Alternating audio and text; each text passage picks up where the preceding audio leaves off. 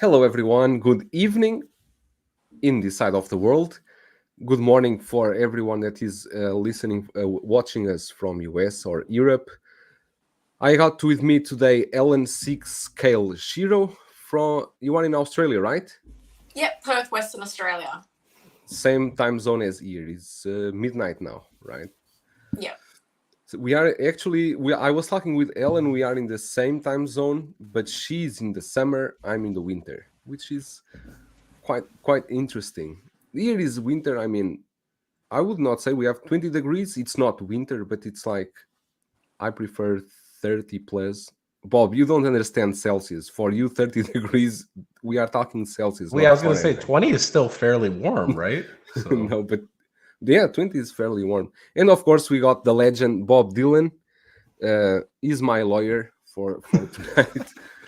How are you? John sent me from Inart to make sure that you don't say anything disparaging about the Joker. Okay. So. I was expecting that. I was everything. I was everything with you. Everything's wonderful. I'm on vacation. You were on vacation. New Year holidays? Yeah. I took the 2 weeks off that my daughter had for winter break. So we had the week of Christmas and then we have the week of New Year's where nobody does anything productive anyways. So I figured might as well take it off. So yeah, here actually because of these new COVID rules that everyone opened up, the school was supposed to start holidays on January 8th until February 10th because it's a Chinese New Year, it's a full month holidays. Wow. They start holidays already 2 weeks ago. The schools closed completely and say let everybody get infected, let put the kids at home and let's go, right? Yeah, but let me just address the chat here first. I think it's Hector here. How are you? 1-6 shape. How are you, my friend? He is torturing himself because of the Joker, the Inart one. I know you want to get one. You will find one for you for sure. We got as well Shane 1-6 figure focus that is in. You still in Canada, right? I think you went to Canada for a short trip. And we got as well Ken Carpenter. How are you? Bob Dylan. Insane One, how are you? Insane One, it's amazing. You know, every time I do a review, I click upload on the video goes to YouTube. In like 5 seconds, I have a comment from Insane One. And I said, how can you comment when I just finish uploading the video? It's incredible fast. David Lenchen here as well. How are you? David FBJ, Renz Tolentino, AJ Agruza, Andre Afternoon from UK. How are you? Pablo Meza. How are you, Pablo? Absolute Weird, Erwin, Ijo, and crew also on the same side of the world for me. He's on Australia, I think. Simon, how are you, Simon? 1-6, these nuts. When will the prosecution side and Obi 2 question the witness? The Obi will do a live stream talking about the Joker for sure. He will redeem himself. You will know that the figure looks good from sure. Maybe you pre-order one and you never told us. We got here more. We got Alex S. Hello from Serbia. How are you, my friend? And you guys are going crazy with this thing of the Nobi. Physics figures here as well. I joined crew. Thanks for taking the time to do this Q&A for us. No, you are all welcome. Because I got so many messages, I better just clear everything that I can. But we will wait a bit, let some more people join in. And I want to start here, just talk with you guys about some releases. It's been very silent in the third-party stuff, but I want to share with you here some stuff that came out. I didn't get these. I don't know if Bob or Ellen, I don't know. I don't think any of you were interested in this. This is Tyler, right? Brad Pitt plays Tyler Durden, right? Is his name? Yeah, yes. I'm not mistaken. Yep. Yeah, this is a third-party one. It went for pre-order before. It's already out. I know that 1-6 kit is already in stock. I don't know if I can have chance to review this, but I think this was made before it was Blitzway. This figure, I think, years ago, and these figures go for a quite high price at this moment. But yeah, I'm not seeing any interest from any of you. Well, so I wanted to know more. Is this going to be another like Redman company that's just doing like straight don't up know. recasts? Because this is also I the same company doing the V for Vendetta, but he's in the cooking apron, I believe. Oh, actually, it's interesting that you are mentioning V from Vendetta, because I saw you post some photos, right? Yeah. Yours is the 2.0 version, or is the first one? I honestly didn't research him that much. I was told by someone else in the community. I think Sean Lewis told me that I had the 1.0, and he said, "How does that compare to the 2.0?" That's it. That's And it. there is Because a your box, SW Toys as because well as no, from because Toys Power. Toys Power, exactly. Because your box is like white and blue, right? It's something like that. Mm-hmm. You have some. Well, Okay. it's the BFC box, like when the masks If arrive at I'd, the news if tower. you are a subscriber of my channel, and if you search, I have the unboxing and review of the Toys Power 2.0. That comes in a black box, and that's So actually must a be. pretty good figure. Does your daggers come in are die cast too? Those ones were in die cast. Yes, it is diecast. I'm trying to find your Okay. video right now. Actually, there it is. I think that was maybe the third or fourth video I did in the channel. So you 2 need to go years ago. way back. Wow, Yeah, wow, 2 years wow. ago. Well, let me It ask you, was. since you saw it, were there any major differences between the two, or like better clothing material or anything? I think the improvement in the second one, from what I heard, was the hat Oh, okay. and was the cape. I was very happy with the drape quality of the cape, so I'll have to take a look and see. Because I mean, it's a Guy Fawkes mask. It's not like they sculpted Yeah, Hugo Weaving. it's a I mean, car, how hard is exactly. that? So yeah, No, I'll but take a look. that figure was good. I think I still have it. I think I still have it. Yeah, I think I still have that figure. I don't remember. I think I still have it. Let me just address here some people more. Blackbird Tech, how are you? El Profesoro Mario, how are you? Do you want to join in? I can send you the link. Or are you working, or are you on holidays? I can send you a link. Mr. Mem Collectibles, how are you, my friend? And Blue Tattoo, Willie S. Can't wait for Inart shipping. God damn, the weight hurts. I believe the 6 scale gallery. Hello there.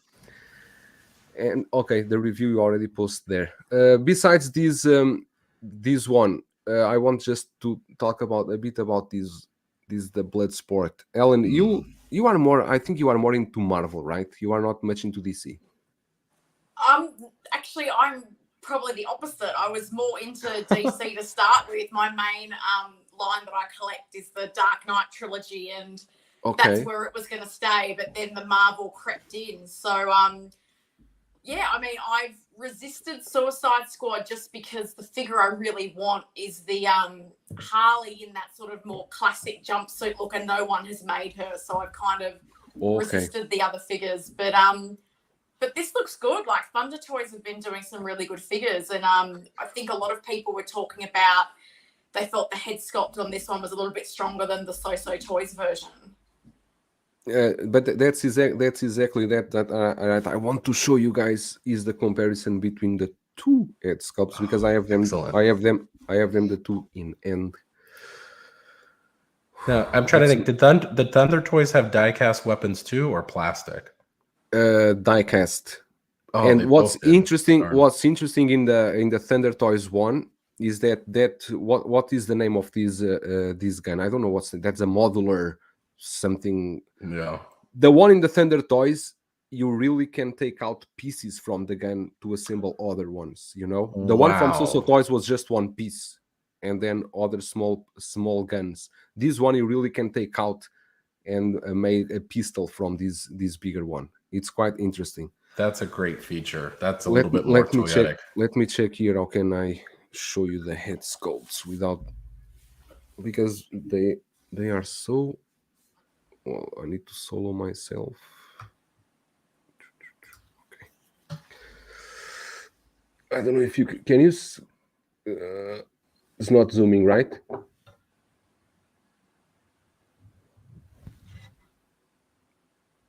Not zooming, right? I'm asking you guys if it's zooming or not, because I cannot see myself. I'm not sure what you mean by zooming. It's No, it's if a little bit it's out of focus. focus. If it's focus. Oh no, it's not focused. Okay, so I need to focus on the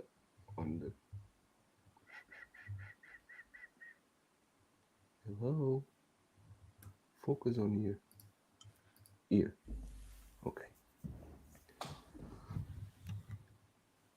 It's okay now? It's a little Yeah. better. Yeah, I think that's focused. Jesus, you are not helping anything, Bob. You could say, okay, it's good.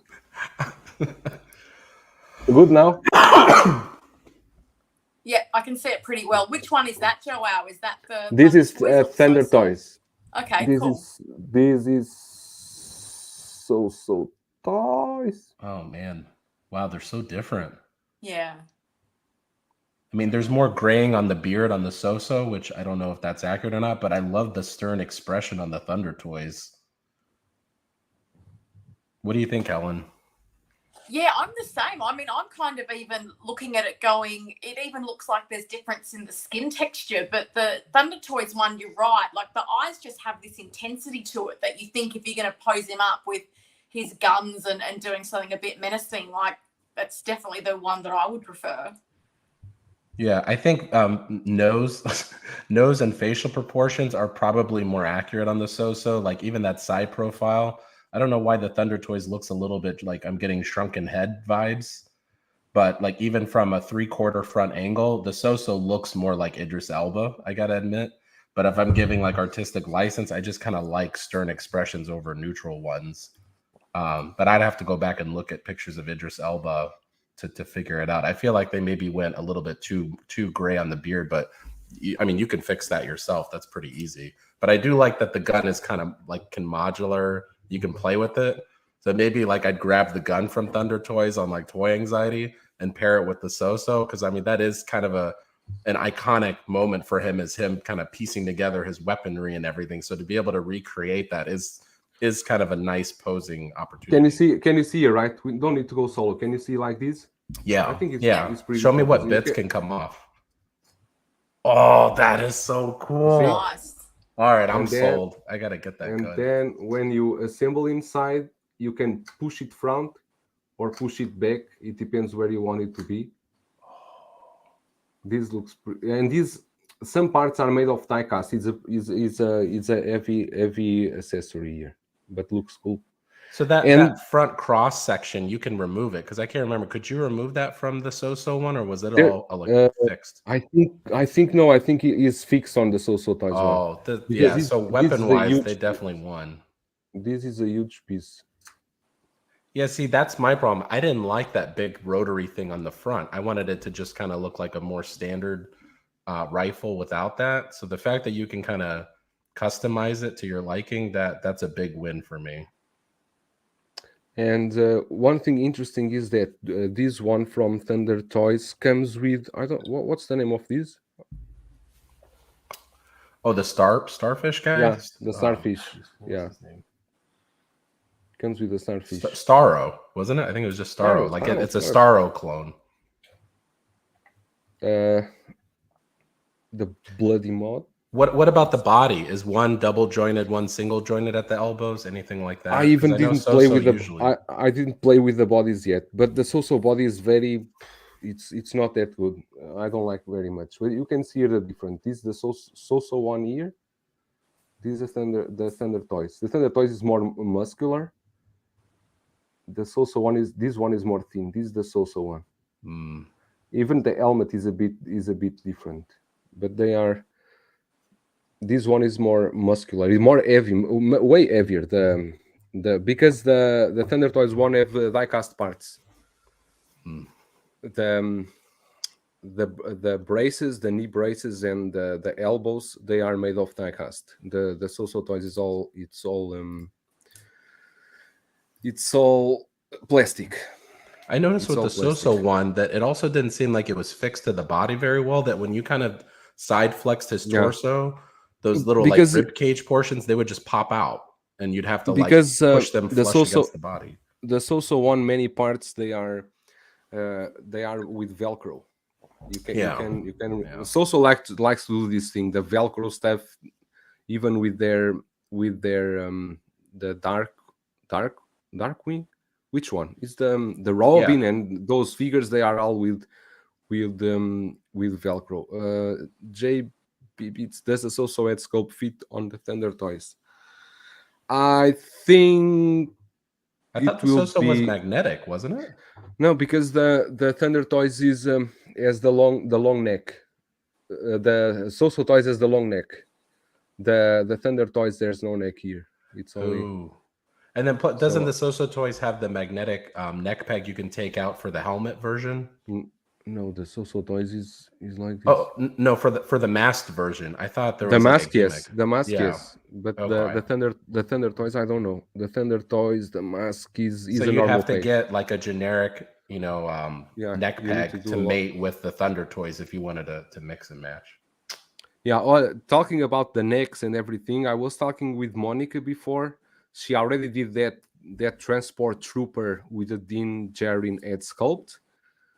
And you don't need to cut anything on the transport trooper. The neck goes out easily. You just need to heat it a bit with the air dryer. You remove the neck and you just place that rubber piece onto the Din Djarin neck, and then it just plays on the trooper and looks great. And the trooper collar, it doesn't go too high on the chin for Jin. No, the photos Monica sent to me, they look great. Oh, fantastic! Okay, I know everyone wants to use the head sculpt for that. It's an easy fix. He said it's a easy fix. Always she. Helen, do you have the transport trooper, or are you planning to use the Din head? Helen doesn't like Star Wars. It's true. I'm sorry. What? It's really funny because I find that people are so upset on my behalf that I've never really gotten into Star Wars. I've never seen an entire Star Wars movie. And now it's gotten to the point where I'm having so much fun trolling people about it that I'm not inclined to see it, because people will, because I'm into all the superhero stuff, when I talk to them about Star Wars, then I'll be like, oh, I haven't seen it, but I know it's that Spock guy and blah blah blah, and they're like, what do you mean Spock? Like, they get so outraged, and I just kind of have a laugh about it. But everybody every now and then tries to, oh, but if you just watch Mando, like Mando's really great, like you don't have to watch everything else, or just watch Andor, like you can pretend it's not even in Star Wars, just watch that and see how you like it. And I'm like, maybe one day, but for now, as I say, I'm having fun trolling people with Star Trek references when they talk about Star Wars. Honestly, I'm jealous of you because I feel like there's not an IP that I don't want to at least get like one or two figures in. And it's getting really hard, especially these days, to pick a lane. There's so much content coming out. There's so many figures coming out. I feel like third party, they're scraping under the rocks, for every little character that Hot Toys didn't do. It would be nice to say, yeah, I don't collect Star Wars, and just like wipe out 1/3 of Hot Toys releases that you don't have to mess with, especially these days. So, I mean, hats off to you. I'll have to figure out which IP hits the cutting block one day. But Ellen, just let me ask you: you were primarily a DC collector, right? And then you said you got infected by Marvel. How can you? How can you survive the Star Wars? And to be honest, like to what Bob was saying, like I've got friends who are Star Wars fans, friends who are Doctor Who fans, and I see how deep the collecting goes. And I have to be honest, as someone who always wants to collect the stuff, it's another reason why I'm kind of going, I don't want to really dive into it, because if I start down that, I will end up selling my house to buy figures, and I need somewhere to live, so it's just not going to happen. But for me, I mean, when I was a kid, it was kind of that era of the Michael Keaton Batman movie. So for me, when I first got into superheroes, it was very much about Batman, and the Dark Knight trilogy are my favorite movies. So when I started collecting, it was back when DC used to actually do quite a few 1/6 statues. So it was the statues first, and then I kind of discovered the Hot Toys figures, and it was just going to be the Dark Knight trilogy. And then I discovered customs, and it was just going to be a custom Stephen Amell Arrow, and then it was just going to be the original Avengers, and now it's about 80 figures, a couple of tumblers, a couple of bikes, and me constantly resisting the urge to buy everything. Braden was asking, is Ellen from Australia? Yes, she's from Australia. If you can notice. And King Charming is asking Helen, what display case do you have? It looks great. Is that a custom display case? Is what's your display the case? Sure. So the two that are behind me are called frameless display cabinets. So they're pretty basic. And then I'm very lucky that my brother's a very handy person and he helped me do the LED light strips. So they're custom. And then another collector helped me put the black vinyl on the backing and on the shelves. So the cases themselves are pretty simple, but over time I've kind of added a few bits and pieces to get them looking how I want. But do they have any glass on the front, or they are open? You know, they're glass. They've got sliding glass doors. Oh, wow. The it's glass, so clean, I cannot see. So clean, It's yeah. so I thought clean. they were open. Probably because it's far away. They are not that clean close up. It's always the battle. Well, I was and then I've got two detofs off to the side, which I've done the same, like the LED channels to hide the wiring and the black matte vinyl to try to make them look like they blend in together a little bit. No, they're very nice because the acrylic panels on the Modu cases, they reflect a lot of glare. So yours, I think, made a good choice with glass. Even though it's heavier, it really does look clean and crisp from here. But yours is not reflecting anything. Looks great. But I'm seeing the layer above your head in the center. I don't know. You have. Yes. I'm talking about Bob Dylan. About Bob Dylan. The layer above your head in the center. You have there how many 100 figures? Because I cannot see one figure there. Is everything? So how many figures you have there?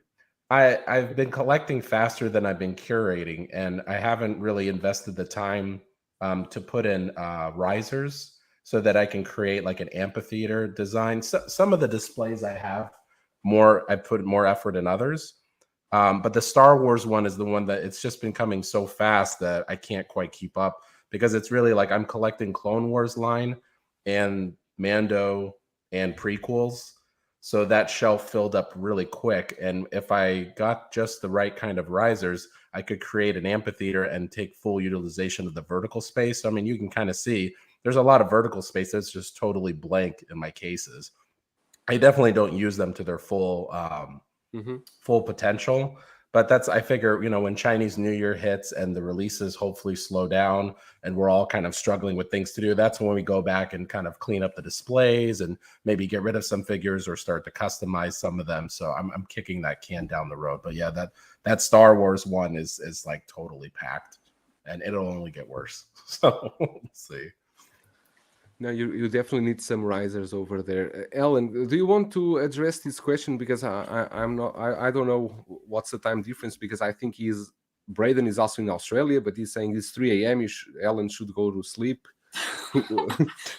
I'm in Perth, so it's only 12:21 a.m. and I was actually at a basketball game, so I then came home and edited some photos and hopped on the stream. So far, so good. Let's see how I last. Yeah, you used my trigger word. You said the C word. You said customs. So now I want to know what you're working on, because thanks to you, actually, I should say, I finally finished my Carol Danvers, because you got, Bad Mother to make those patches finally for the flight suit. So I'm interested to see what else you're working on. Oh, goodness. It's funny because when you talked about the risers, I feel like for me this year, so much of what I've been doing has been more about the display and maximizing particularly vertical height. And I have so many risers, it's probably embarrassing, because we've got a shop that sells acrylic risers for about $3, and that's what I've spent all my money on this year. Is risers, not actually figures. But Carol is probably... I feel a bit traumatized after having to remove that decal on her arm. So for people who don't follow, I've got like a pilot Carol Danvers I've been kit bashing, and it has some patches on the suit, and I wanted to remove them to put these custom ones that Bad Mother Customs did up. And 3 of the 4 came off so easily, like not even a mark. And there was this one gigantic one on the arm that I feel like took 3 days and a lot of acetone and stress. And I was really hacking at that fabric to the point that I was worried I was going to rip a hole in it in anger. But I haven't touched it since because I feel like I need to get over that trauma before I sit there with my little tweezers trying to glue the patches on. So that's the nerve-wracking part. You summarize the kit bashing customization process perfectly. Steps 3 out of 4, totally fine. It's that last step, that last wrist peg, that last joint swap that will take you another 2 days.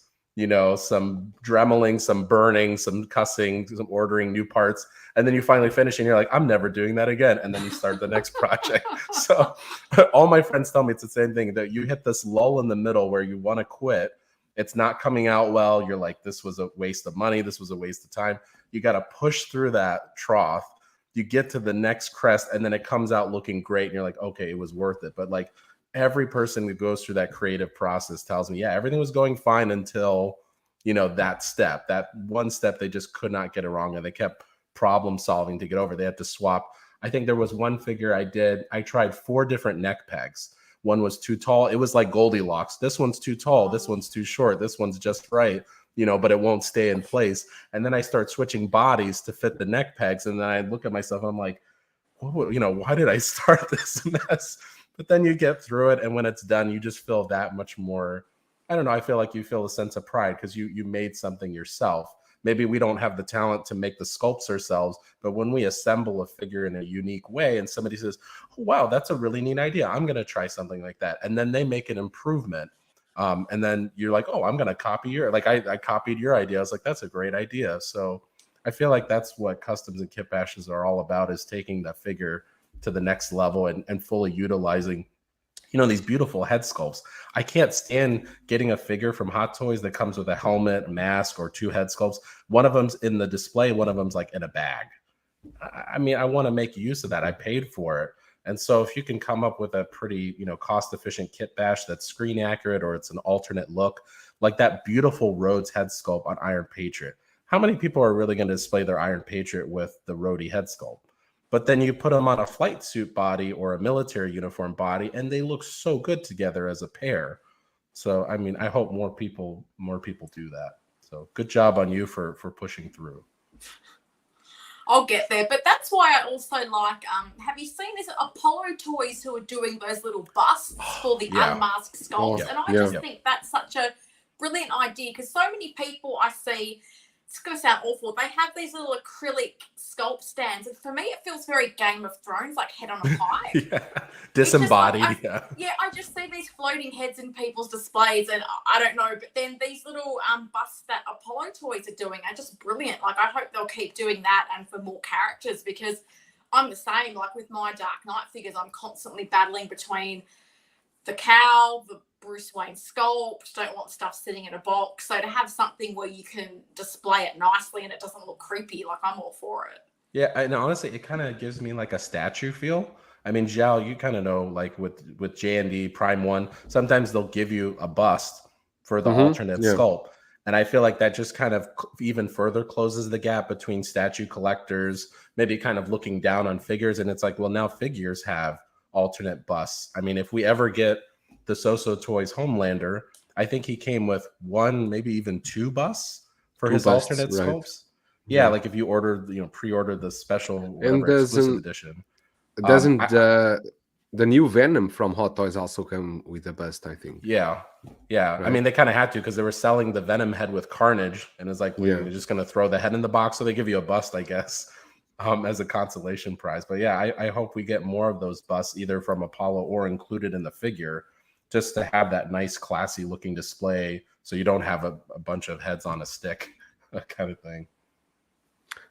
Trimble, that's not yet. I'm going to do the unboxing, the review maybe tomorrow for the bloody mod, and compare it to the So Toys one. I didn't have time today. Let me check here. Someone was asking when is Bob Dylan 2022 collection tour coming? You only have 1 day. You only have 1 day left. It won't be happening this year. As you know, my collection's like kind of spread out in two or three different places, so that'd be really hard to film. So They're making a I custom rogue.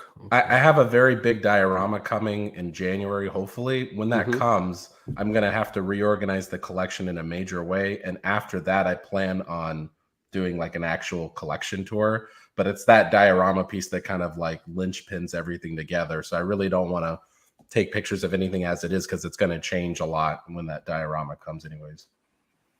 Here, JV Beats NL is saying that he's making a custom rogue from X-Men, the animated series. Mm. After seeing the Soso Toys, I was so disappointed. That one looks horrible. And Oh. actually seems that Soso Toys, they will not release Rogue this month.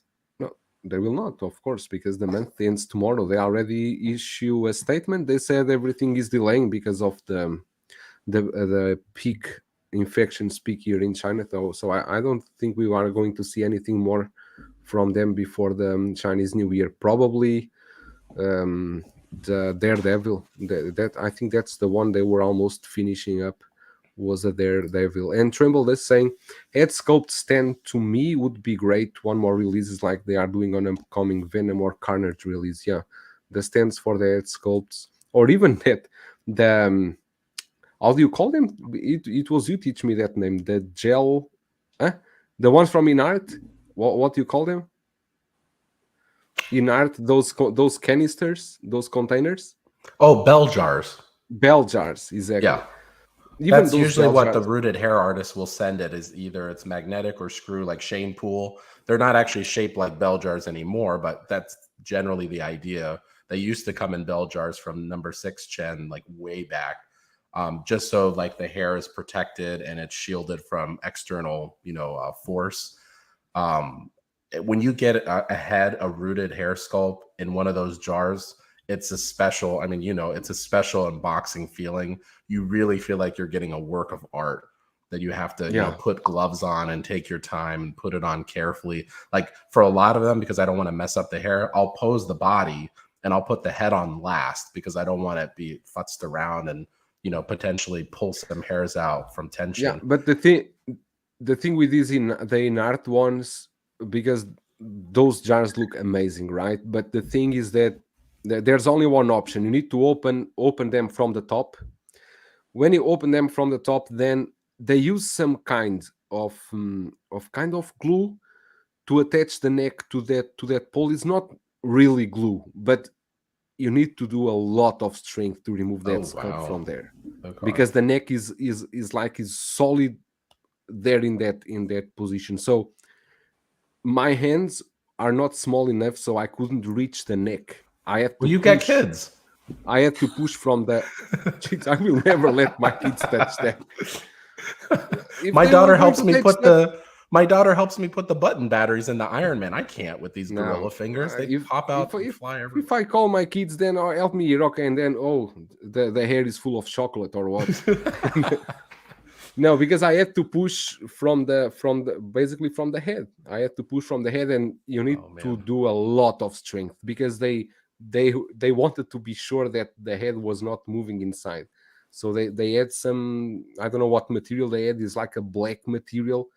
It's like a glue, because there was some traces of that glue on the inner neck when I took out one of the head sculpts. But you really need to do a lot of strength to take remove those from there. I mean, when I get mine, I'll have to take a look. But in general, if you are stuck in that situation where you have to take them out from the top, usually I find the safest place is to grab at the ears. It's not a place that you're going to notice if like somehow you caused a slight damage or paint rub.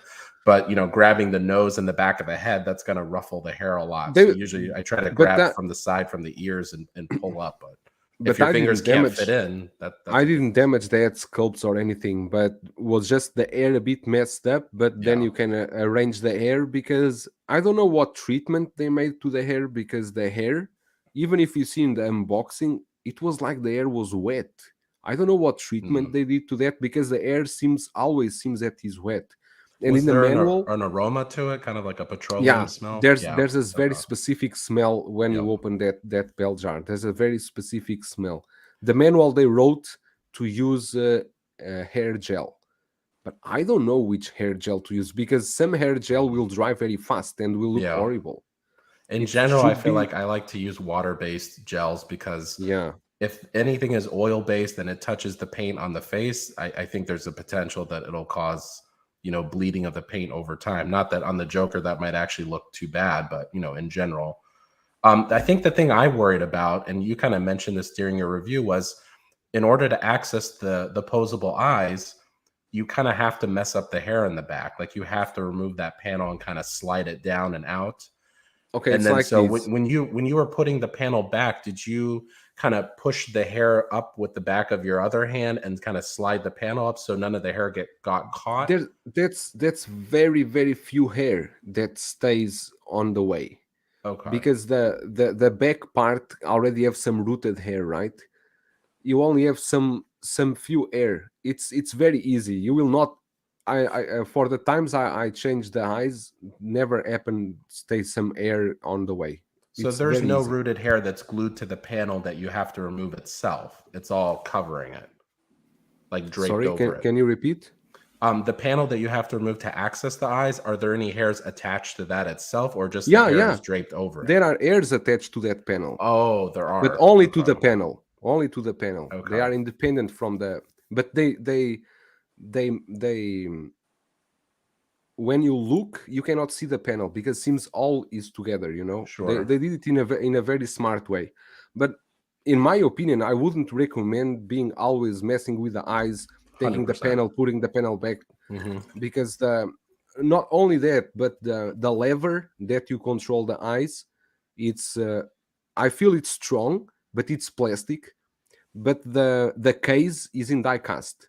The case inside is die cast, but the lever is plastic. So it's a true purr system, like what Hot Toys used to do, versus now they have like individually posable eyes, and they give you the little like gaffy stick to articulate with. Now Because I feel this like one that you was the use the problem fingers. with the DX09 was once that lever broke, you'd either have cross eyes, No, excuse that me. happened with my DX12, the Right. Dark Knight. Okay. My eyes were completely crazy because that there was a small lever that broke, In and I between the could two. not. I had to move them independently, and with a tweezer go there slowly. But this one, no, this one is same as I would say same like the Jack Nicholson at the X08. Is only I, one lever that control both eyes. I think if I had my druthers, and we might have mentioned that, was I probably would have foregone the magnetic neck attachment and leave the neck open so you could access the eyes from below rather than having to mess with the hair, the rooted hair or scalp flap in the back. Was kind of Mhm. like we do it for the Batman Forever figure or some of the other Batman figures where you can reach up into the cowl and get the lever and attach and manipulate the eyes that way. That way you're never having to mess with the hair. But I get that they wanted the magnetic neck attachment because that was part of the whole premium figure, gimmick. But I feel like they kind of made it like overly complex if you're going to make the eyes posable and give us rooted hair. Sculpted hair, it's a non-issue. But The sculptor there will be very easy to work with. The rooted hair. Other thing that impressed me was the gel, and I think as it comes from the box, it looks already amazing. I believe some people will want to mess up more the second one, the second head sculpt, the one that is in the cell, because some people were saying that it's too tidy. The hair should be more messed up, and you can do it as you want, but I don't know. It's such an expensive figure. I don't want to go by myself to ruin the hair. I think it looks great out of the box, just like it is. And I think they did a great job with them, because I was afraid that the hair would dry because I have one Joker rooted hair was also done by Viper. Even I use a hair gel. I put it on a display. I would say 3 to 4 hours. The hair is completely dry. I These mean, ones from in when the hair dries, though, does it keep the styling that you left it in, or it gets frizzy again? Because I mean, gets I'm a bit okay with frizzy. drying. Oh, But the one from okay. Inart, it's I can see when I'm looking close, I can see where the hair is like still wet. That's honestly, So that's great because I feel like that's kind of like his allure to him with Hella.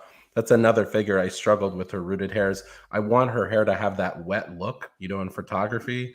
And no matter what product I use, it dries out. So I end up just literally wetting it right before, I want to take a picture of her so that the hair also drapes and it has like real weight to it. Because the doll hair, when it dries, it kind of fluffs up and becomes frizzy. You want it to look like it actually is draped over the face. And for that, I think you need it to be wet to have that weight Yeah, to it. completely. Ellen, can you just reply here for this, because I cannot help with this. They are asking the $3 risers is from where? Yeah, from Daiso, exactly. That's where I get them from. They have different heights, different widths. So I went in there, bought a bunch of different shapes and sizes, and then I've just spent a lot of time working out what I need to do to maximize the vertical space in my cabinets. But Daiso is fantastic because everywhere else I've seen, it can be $10 a riser, which gets expensive really quickly because I have so many of them in my display. But Daiso is like what? Is like IKEA in Australia, or it's a Japanese shop, and okay. they sell like everything. You can get everything from risers to things for pets to cutlery, food. It just has everything, and everything is the same price. So in Perth, everything is $3.30.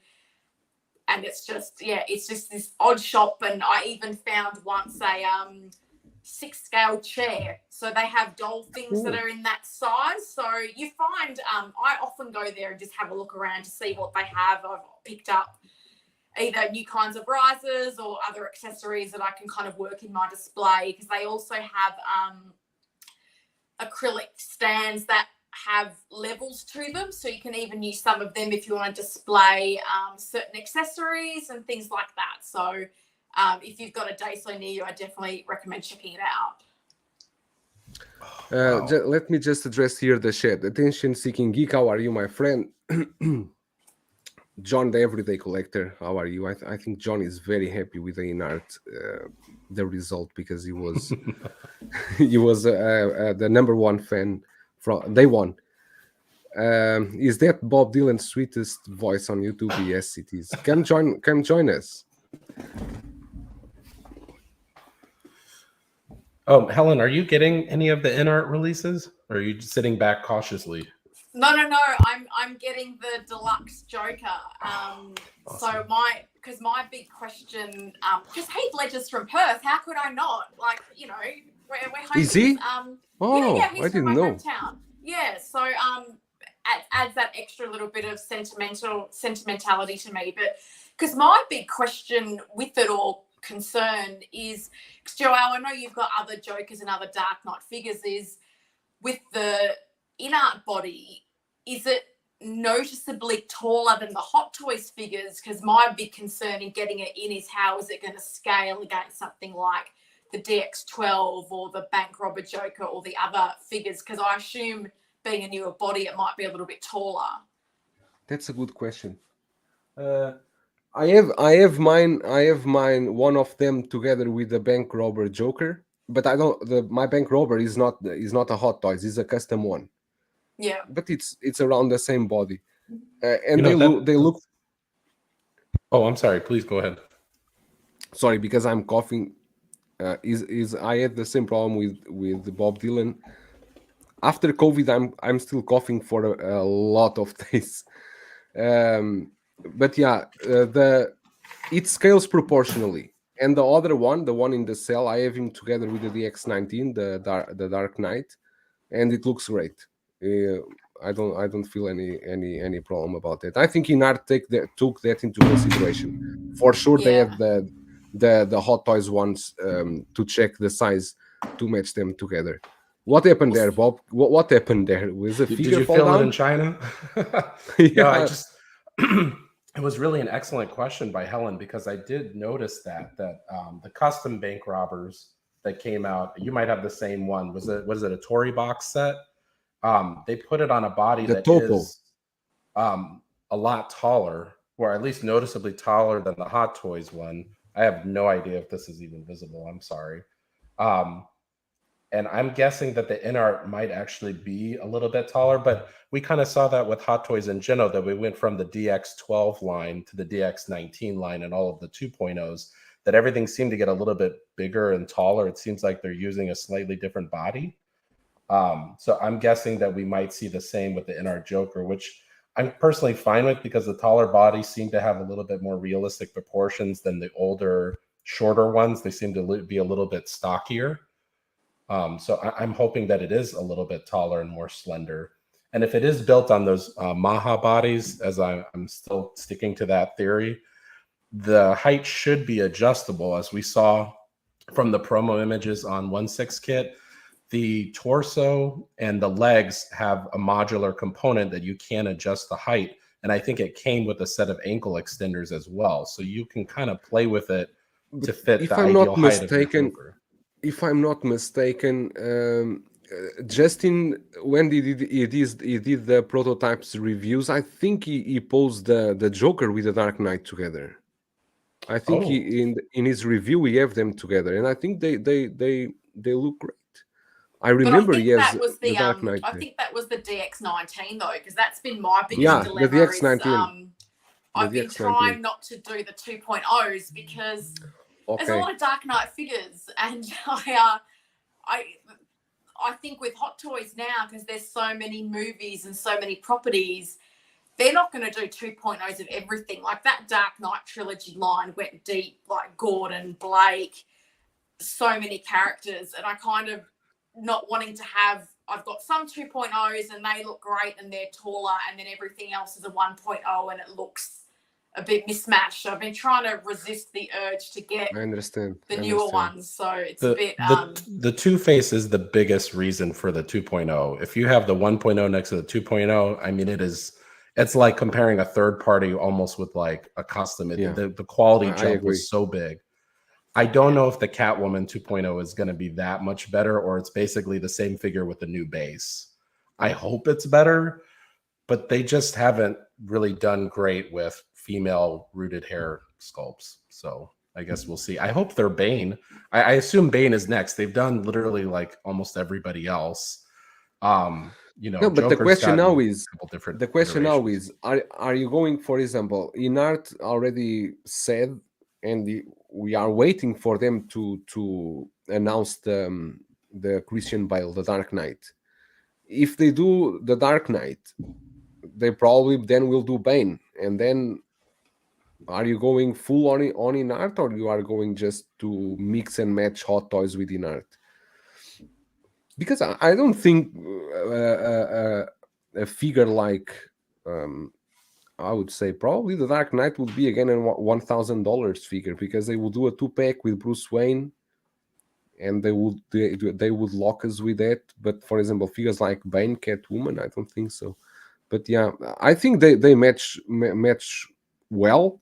But to be a bit honest, is like when you have the DX19, even the DX19 is really good, but you have the Joker that looks so premium. The DX19 like loses a bit of the shininess to the Joker, right? Because you seeing such a good figure. But yeah, let me just address here one super chat from Mr. Woldbrook. Thank you so much. Does anyone know what the time frame from US spec fiction retailers to get Joker? I actually Anthony told me today that his spec fiction is Todd, right? I think is the person name. He told him that they are expecting to receive in March these Jokers. Should be around that, because 1/6 kit is receiving in February. The toys in the Hong Kong stores are receiving in February, so is around 1 month, because the spec fiction probably is shipped by container, takes a bit more time.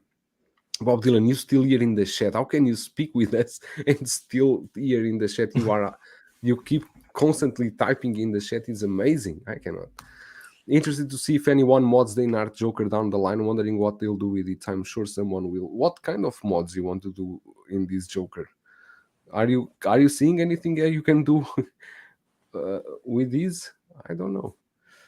The only thing, again, this is very minor. I think it's a fantastic release. But we talked about how the DX11 had that laughing sculpt. Okay, yeah. So You want to crack open a mouth here? If somebody made a custom laughing sculpt or even an angry sculpt, which I have one, that looked good enough that I thought it was like on par with the level of materials of like the Inart body, I might use that because I feel like the two sculpts are either identical or very, very similar. That it just kind of seemed like you were just giving him slightly different alternate looks, like he takes his coat off.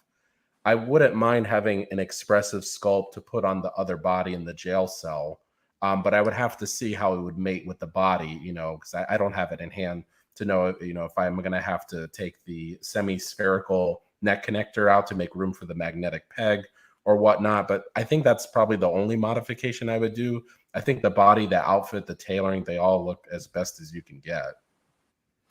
One thing I will tell you all, and as I was doing this, I was actually chatting with Bob Dylan. It's a pain to insert that neck inside to insert the head and match with the shirt.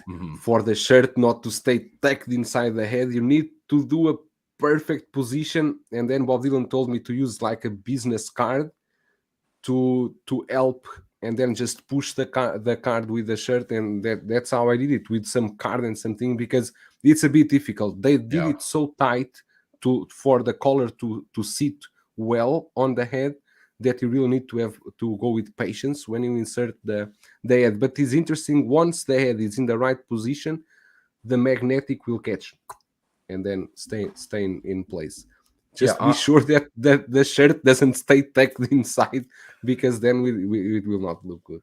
Every suited figure I have, like with the John Wicks, it's the same problem, whether it's magnetic or a traditional ball peg adapter.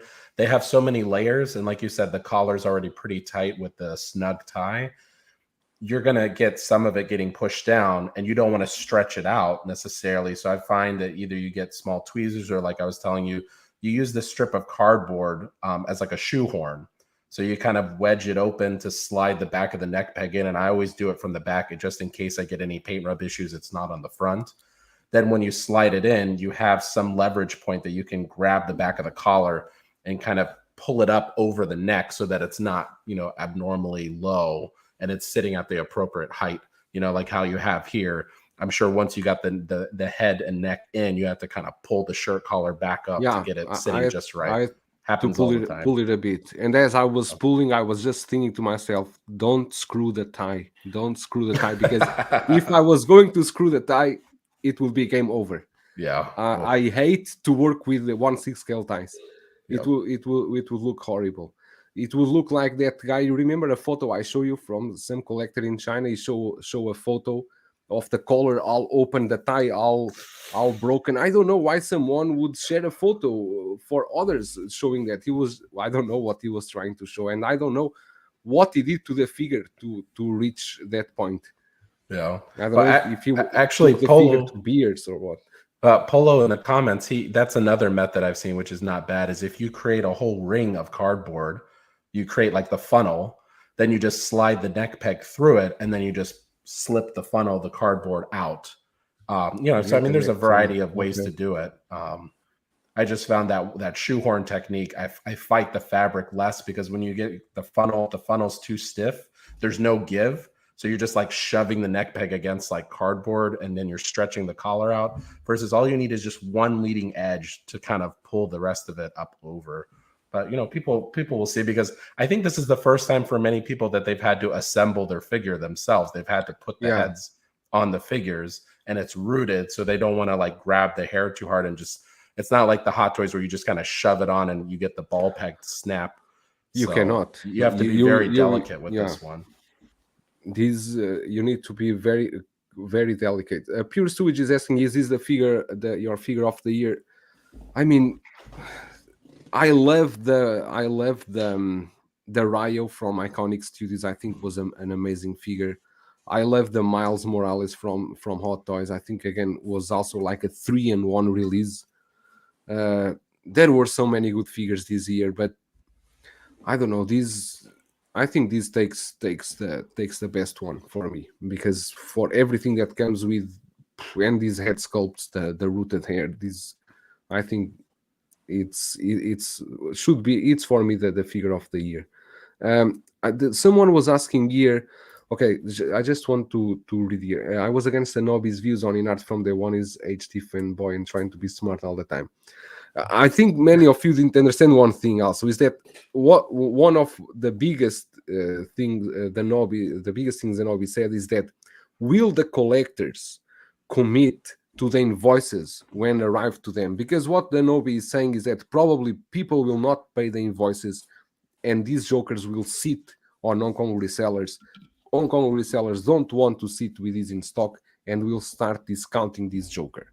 I think this was, and honestly speaking, it's possible, because you are in the last 40 or 60 days, Hot Toys have been dropping releases after releases after releases. If you have, let's say, 8 pre-orders with Hot Toys and the Inart Joker with you, and it's a lot of money.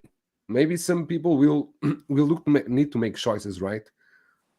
So it's possible. What do you think, Bob and Ellen? Your opinion on this? I think it'll depend on the timing a little bit as well, because I mean, I don't know what it's like for you guys, but in Australia, our releases are quite delayed compared to the rest of the world.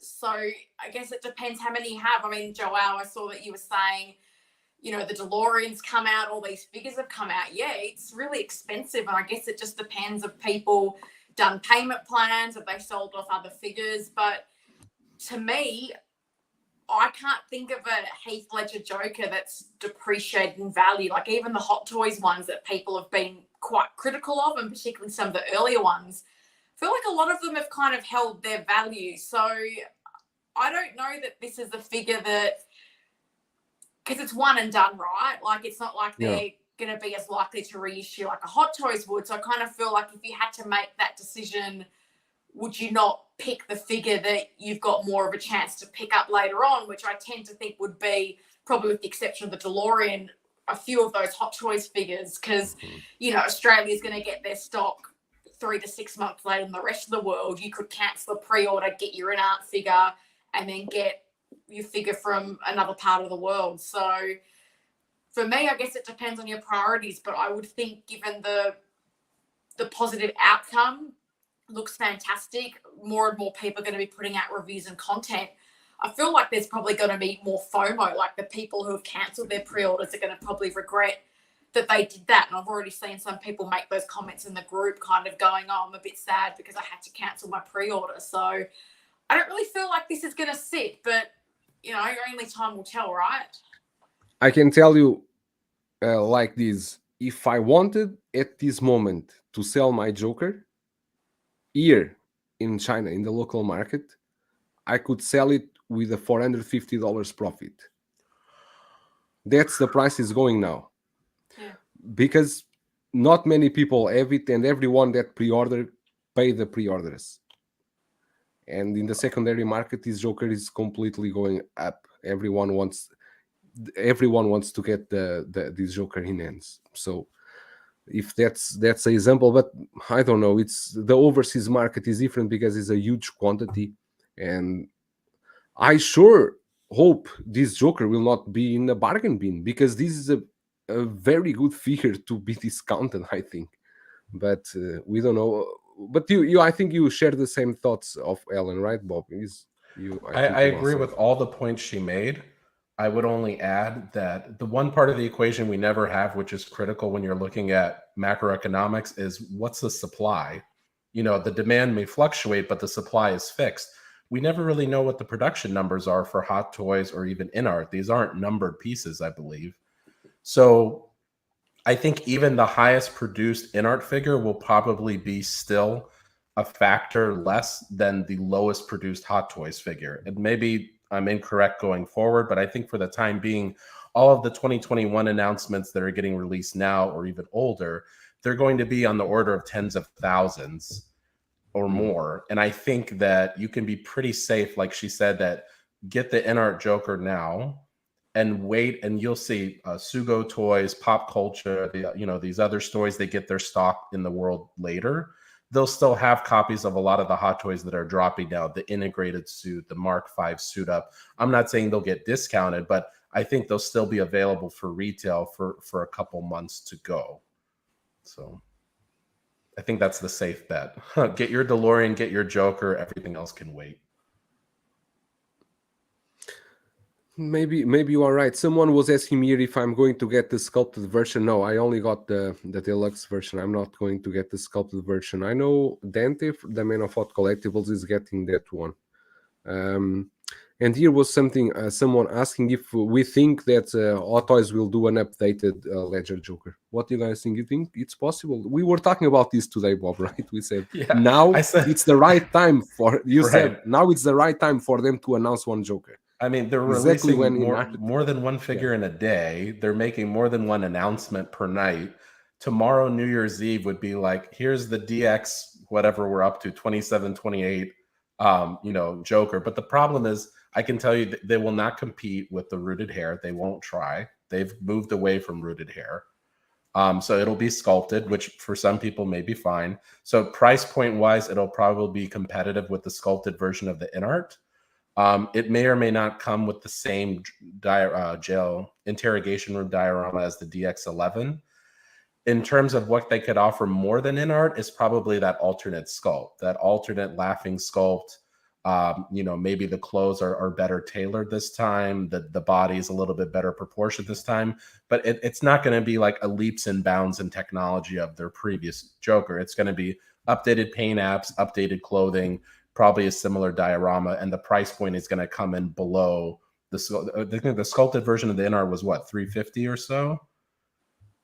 350 or 380, something like this. Okay, so we've seen plenty of DX announcements even lately that have come under that mark. So if they can undercut it price wise, there's still a sizable slice of the collecting community that says, I never want to deal with rooted hair. I only want sculpted. And they'll say, this is what I was waiting for. I didn't want the sculpted Inart. I'll get the sculpted, Hot Toys version. And like you said, this wouldn't be a bad time to announce it while they're still in the process of collecting final invoices. Yeah, but I don't think Hot Toys, like we were talking afternoon, I don't think Hot Toys would go as premium as Inart went with his release. And even Inart with his 2-pack Joker, they raised the bar so high that they will need to work hard to keep this momentum and keep this premium quality on at like it is. 160 is nuts. He's saying that Toys Wonderland is sold out, the rooted 2-pack. Now they could always get a bunch in, but that's a decent sign that these aren't just sitting at the moment. And Shane, the 1/6 figure focus, saying this release will probably boost pre-orders for all other unreleased Inart products. And that's true. Many people comment on my video on the unboxing. They were saying that now they were more confident to pre-order Gandalf or pre-order Batman because they already see that they nailed the first release, right? Yeah. I agree with Pablo. He's saying they could make Hot Toys could make the Nurse Joker. It's a Joker I would like to have. That, but needs to be a seamless body. I don't want to see joints all over it. And the thing is, we've seen that they've broken into that ground, right? So they're offering USB for a lot of their lightsabers. They're offering posable eyes on a lot of non-DX releases. Going back to Alita and Ahsoka, those were not DX releases. We got posable eyes. And then with the 1973 Wolverine, they're offering a real leather jacket and they're offering seamless forearms now. So, I mean, they've made incremental movements, but that's what they are. They've been incremental. It wasn't like this where it was a landmark. This is now the new standard for Inart. You're going to get rooted hair. You're going to get high-end tailored clothing. You're going to get seamless joints. As an option, you're going to get magnetic bases. That's a very high bar that, like you said, they're going to now have to live up to with every release. And I don't know if every release is going to be as spectacular as this one, but they can't fall too far from it because they're going to be held to a higher standard because they charge a lot more than Hot Toys. So our expectations rise too. One thing I forgot to mention in the unboxing, do you know when you open, for example, when you buy an iPhone or a MacBook and you open, there's a very distinct smell on Apple products? There's a smell on Apple products. I don't know if you ever noticed that. With this Inart is the same. There's a fragrance when you open that styrofoam. The sweatshop aroma. I mean, I'm not No, sure. What that is. no. It's a fragrance that it's enjoyable. You know, I don't know what they use on there, and Gotcha. even the clothes they smell like they just got out of the laundry because they smell that's good. child perspiration. That pure fragrance. I guess you're Don't getting. say that. It's so Mixed cruel. with maybe some fabric softener. I like that. It's so cruel. Tiny hands, tiny stitches, right, Bob? 100%, right? They make the best ties, the best neckties. That's so cruel. Okay, I'm not playing with you more.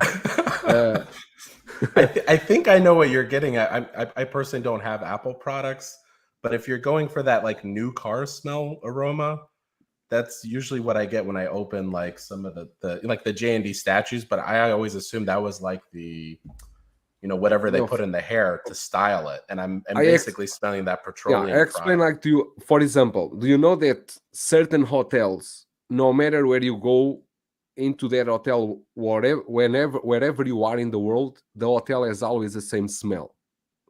For example, Hilton has that, Ramada has that. They always have the same smell. They keep the smell. They have a fragrance that you'll remember where you are. You know. Okay, to provide a more consistent experience. Yeah, I could see that. They have a proprietary blend that they spray throughout the rooms. Nothing like overpowering like perfume, but like you said, something that just matches that. Marriott is big about providing consistent experiences wherever you go. Yeah, I can see that. I personally, there's here one comment that I want to address. He say, I personally don't need die-cast accessories if that means the price is lower. But the thing is that at this moment, the plastic is more expensive than die-cast. That's why so many third parties are using a lot of die-cast everywhere. They are abusing in die-cast pieces because plastic is expensive now. So that's why you see many third parties using die-cast. Anthony is saying the smell of the cobalt mines. Yeah, everyone is mad with Bob Dylan. About Vegas spray specific scents in the casinos to keep you happy and spending money. Yes, also all clocks in Las Vegas. Yeah, exactly. That's why the casinos don't have windows. You never know if it's day or it's night. I hate wrist pegs and plastic clamshells. How much could possibly cost a Hot Toys to phase this out? I'd pay more to be done with this. Broke Superman's ankle last night watching the Joker unboxing. Yeah, the clamshells is a thing that I think it's with Hot Toys forever and ever. But one thing is, this Inart package is good. The styrofoam is a very strong styrofoam, but adds a lot of weight to the box. This box is 11 kg because it's like this. The art box is one thing, right? But there's a cheaper box from Inart that says the Dark Knight Inart. That cheaper box is like a Hot Toys cheaper box. When you open it, there is a styrofoam that protects the art box. Okay, when you weight the cheaper box, altogether it's 11 kilos. Wow. If you weight only the art box, it's 7.4 kilos. Only the art box. Wow. I can tell you that the styrofoam, the art box, the styrofoam only, and the cartoon, because the cartoon is a very thick cartoon, I think should be around 2 kilos maybe. Only the styrofoam and the cartoon. Yeah, so I mean the packaging is about 3 kg and some change, and usually like a Hot Toys release, the whole thing, shipper box and everything is like 2.5. I think coming from Toys Buying Agent, they say if it's under 2 kg, there's no shipping. So I mean that's a huge package. I think most of you are still not clear what's the size of this box.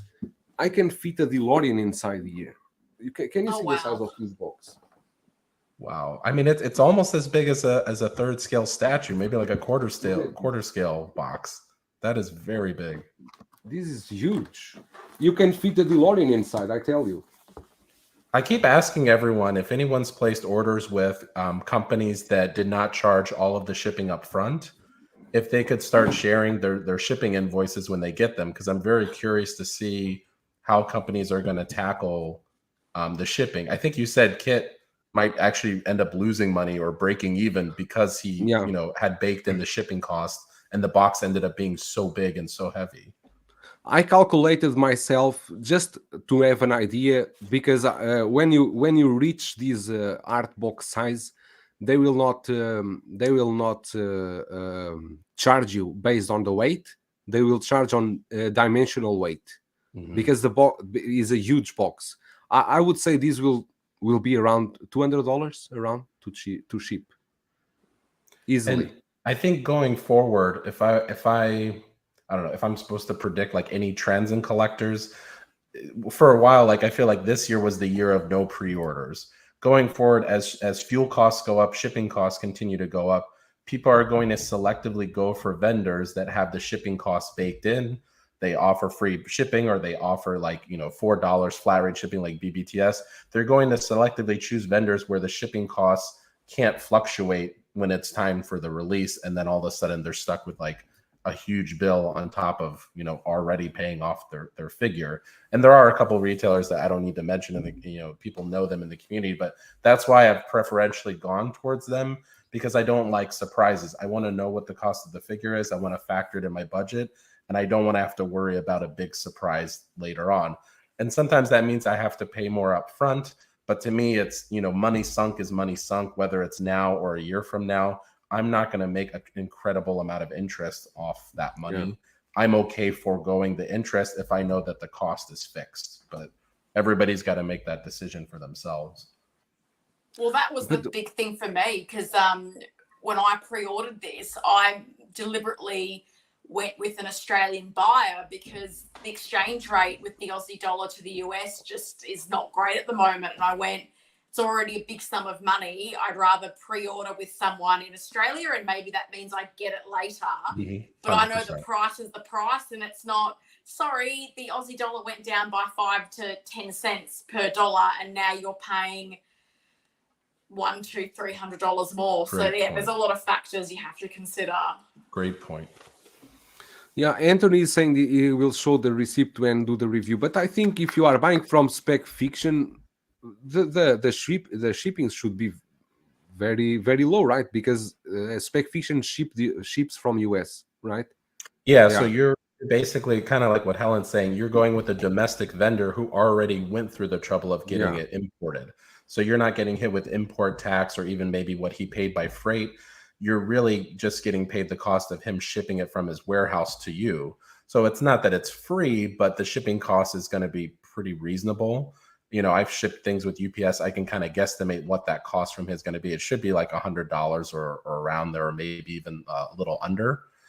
And I also liked it. I ended up, I think, going with him this first time because I wasn't sure about the whole geo-lock distribution license, how that was going to work. I was a little nervous that this was only licensed for China. What happens if it gets seized at the border by customs? They see this big, giant, pallet of boxes marked, DC, and then they look into it and say, oh, this isn't licensed for this area. We're not going to, allow the shipper. The shipper box doesn't hide what is inside. It's a big logo of the Dark Knight. Right. It's exactly. The Dark Knight. It's a huge logo. It catches attention. And like, unrelated note, I've told people this because, my stuff got stuck at customs, or I ended up getting hit with import tax. Why there's an ask. I was like, well, did you order one figure from Toys Wonderland or whatever? Or did you order like 5? They're like, oh, it was order 5. I'm like, well, that's going to catch the eye of customs more when you have a giant box come in and the value is marked like $50 versus if you just order one figure here, one figure there, they all get marked down and they're all in like generic shipper boxes. Those, get through the system a little bit easier.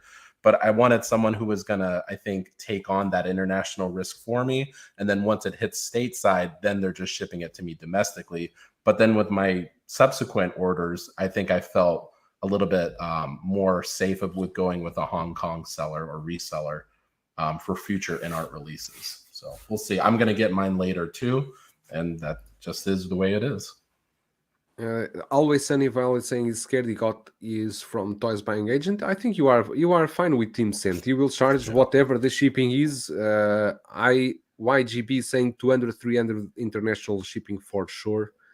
Yeah, I also think so. 200-300. I'm calculating this with the shipper cost. If you want like FedEx or something crazy, it will go Yeah. 400, 500 easy. Marco 166, how are you? I've been scared of shipping rates for a while now. Definitely has pushed me to search out vendors with that fixed cost. Yeah, and Anthony is saying he paid 1,100 via spec fiction. That's a big ticket, 1,100. Yeah. I know people. It was Shane, I think, and brother cousins, and Dan. I think they pay in Toys Wonderland was like 790. Yeah, I heard. And I thought Lael and them when they got in super early, it was in the 700s. But I thought somebody was saying they were also quoted that shipping would be like $100 or $105, something in that range. And I just wanted to see if that ended up being true at the end of what was the true total cost shipped. You know, if somebody was willing to share that information, that'd be really helpful. What I think strange on this pricing is that they were selling the Joker cheaper than Inart was selling the Joker officially in China. Yeah, I mean, didn't they get their hand kind of? I feel like there was a slap on the wrist for that. That there was an announcement later saying, you know, you can't undercut the manufacturer kind of thing. If you are selling a lower price than the manufacturer. I love when the costs are all fixed in when purchasing this figure. It's scary when you don't know shipping prices. But you know that what's happened with the 1/6 kit. Kit Chen, he offers free shipping, right? At the time this went for pre-order, he was with a blind eye calculating the shipping because Inart never told him the shipping box size until last week. Was actually me that told him what was the art box size because he didn't know. He just told me when you receive your Joker, check the size because I need to check the shipping. So it's difficult for these stores to work when they don't know the box size, right? Pablo may say I got sculpted single from 1/6 kit free shipping. Yeah, it's a good deal. It's a good deal. They got in Toys Wonderland this price. The figures. Toys Wonderland. Everyone likes to talk about the Toys Wonderland dropping a ridiculous price. Got mine for 910 shipped. Ellen, you got yours from is what Pop Culture or one of those stores? No, Pop Culture doesn't tend to do things that aren't sort of official and licensed. They get a lot of their stuff from Sideshow. So I found someone locally in Perth that sells figures and he was able to get it in, but otherwise it'll be places like maybe Sugo Toys or William Wang, who's quite a big reseller over here. They're the main places that people would go through. Thank you, Mario, for that information. I appreciate it. But Mario, the shipping estimates, this was before when they pre-order, right? Yeah. It's not now the final ones. Yeah, it was like $145, right? Right, which that's no way that's the real cost. So that's why I'm wondering if Toys Wonderland is going to eat the difference, or they're going to send them a second invoice, or I think sometimes they have the $60, the sea freight service rates, but I would never ship a figure like this by sea freight. They just put all the boxes in containers and that goes all in a bundle. Oh no. I picked sea freight for one of the figures from Toys Wonderland, and it was like it was a pre-order from July of last year, and it took 4 months, nearly 4 months to the day to arrive, and it arrived perfectly safe. But like you said, I would never take a risk like that with a figure this, of this price point. Yeah, Braden is saying he got from Sugo Toys, Australia. Which one is the Australia store that everyone is going there to buy the hot toys for cheap price? Is Pop Culture or Sugo Toys? Okay. Yeah, no, everyone is going crazy with that now. It's great because we can't buy our own domestic stock because of the button battery issue, and then everybody's getting it dirt cheap because of reduced prices, but also the exchange rate. So it's really great as an Aussie to log in and see everybody's bargains, and I'm like, oh, I'm very happy for you. Yeah, I have a lot of friends. They went there to buy those Iron Patriots, Rescue. Yeah, everyone went there to buy that. Okay, I think I don't know if you guys have any questions about the Joker. If not, we can move on from Joker because it's been Joker, Joker, Joker, Joker, Joker. I'm I, I'm a bit tired of Joker. Inart Joker. Do you guys have any question? I don't think there's any questions more. You want to know more about articulation? I'll give you a compliment. I think you answered all my questions. When you Oh, sent these thank you. photos, at first, like I told you, I was confused because I was like, why is he showing me like the Inart promo photos? Like I've already seen these. And then when you told me these were your photos, I was like, wow, dude, you did a fantastic job. The lighting, When the the composition, the contrast. I when the thought these were figures the are official good, it's photos. easy. When the What's that? figures are good, Hmm. it's easy to shoot the photos. When it's a bad figure, it's very difficult But the because but the I don't figures do don't come. editing. But the figures don't come posed.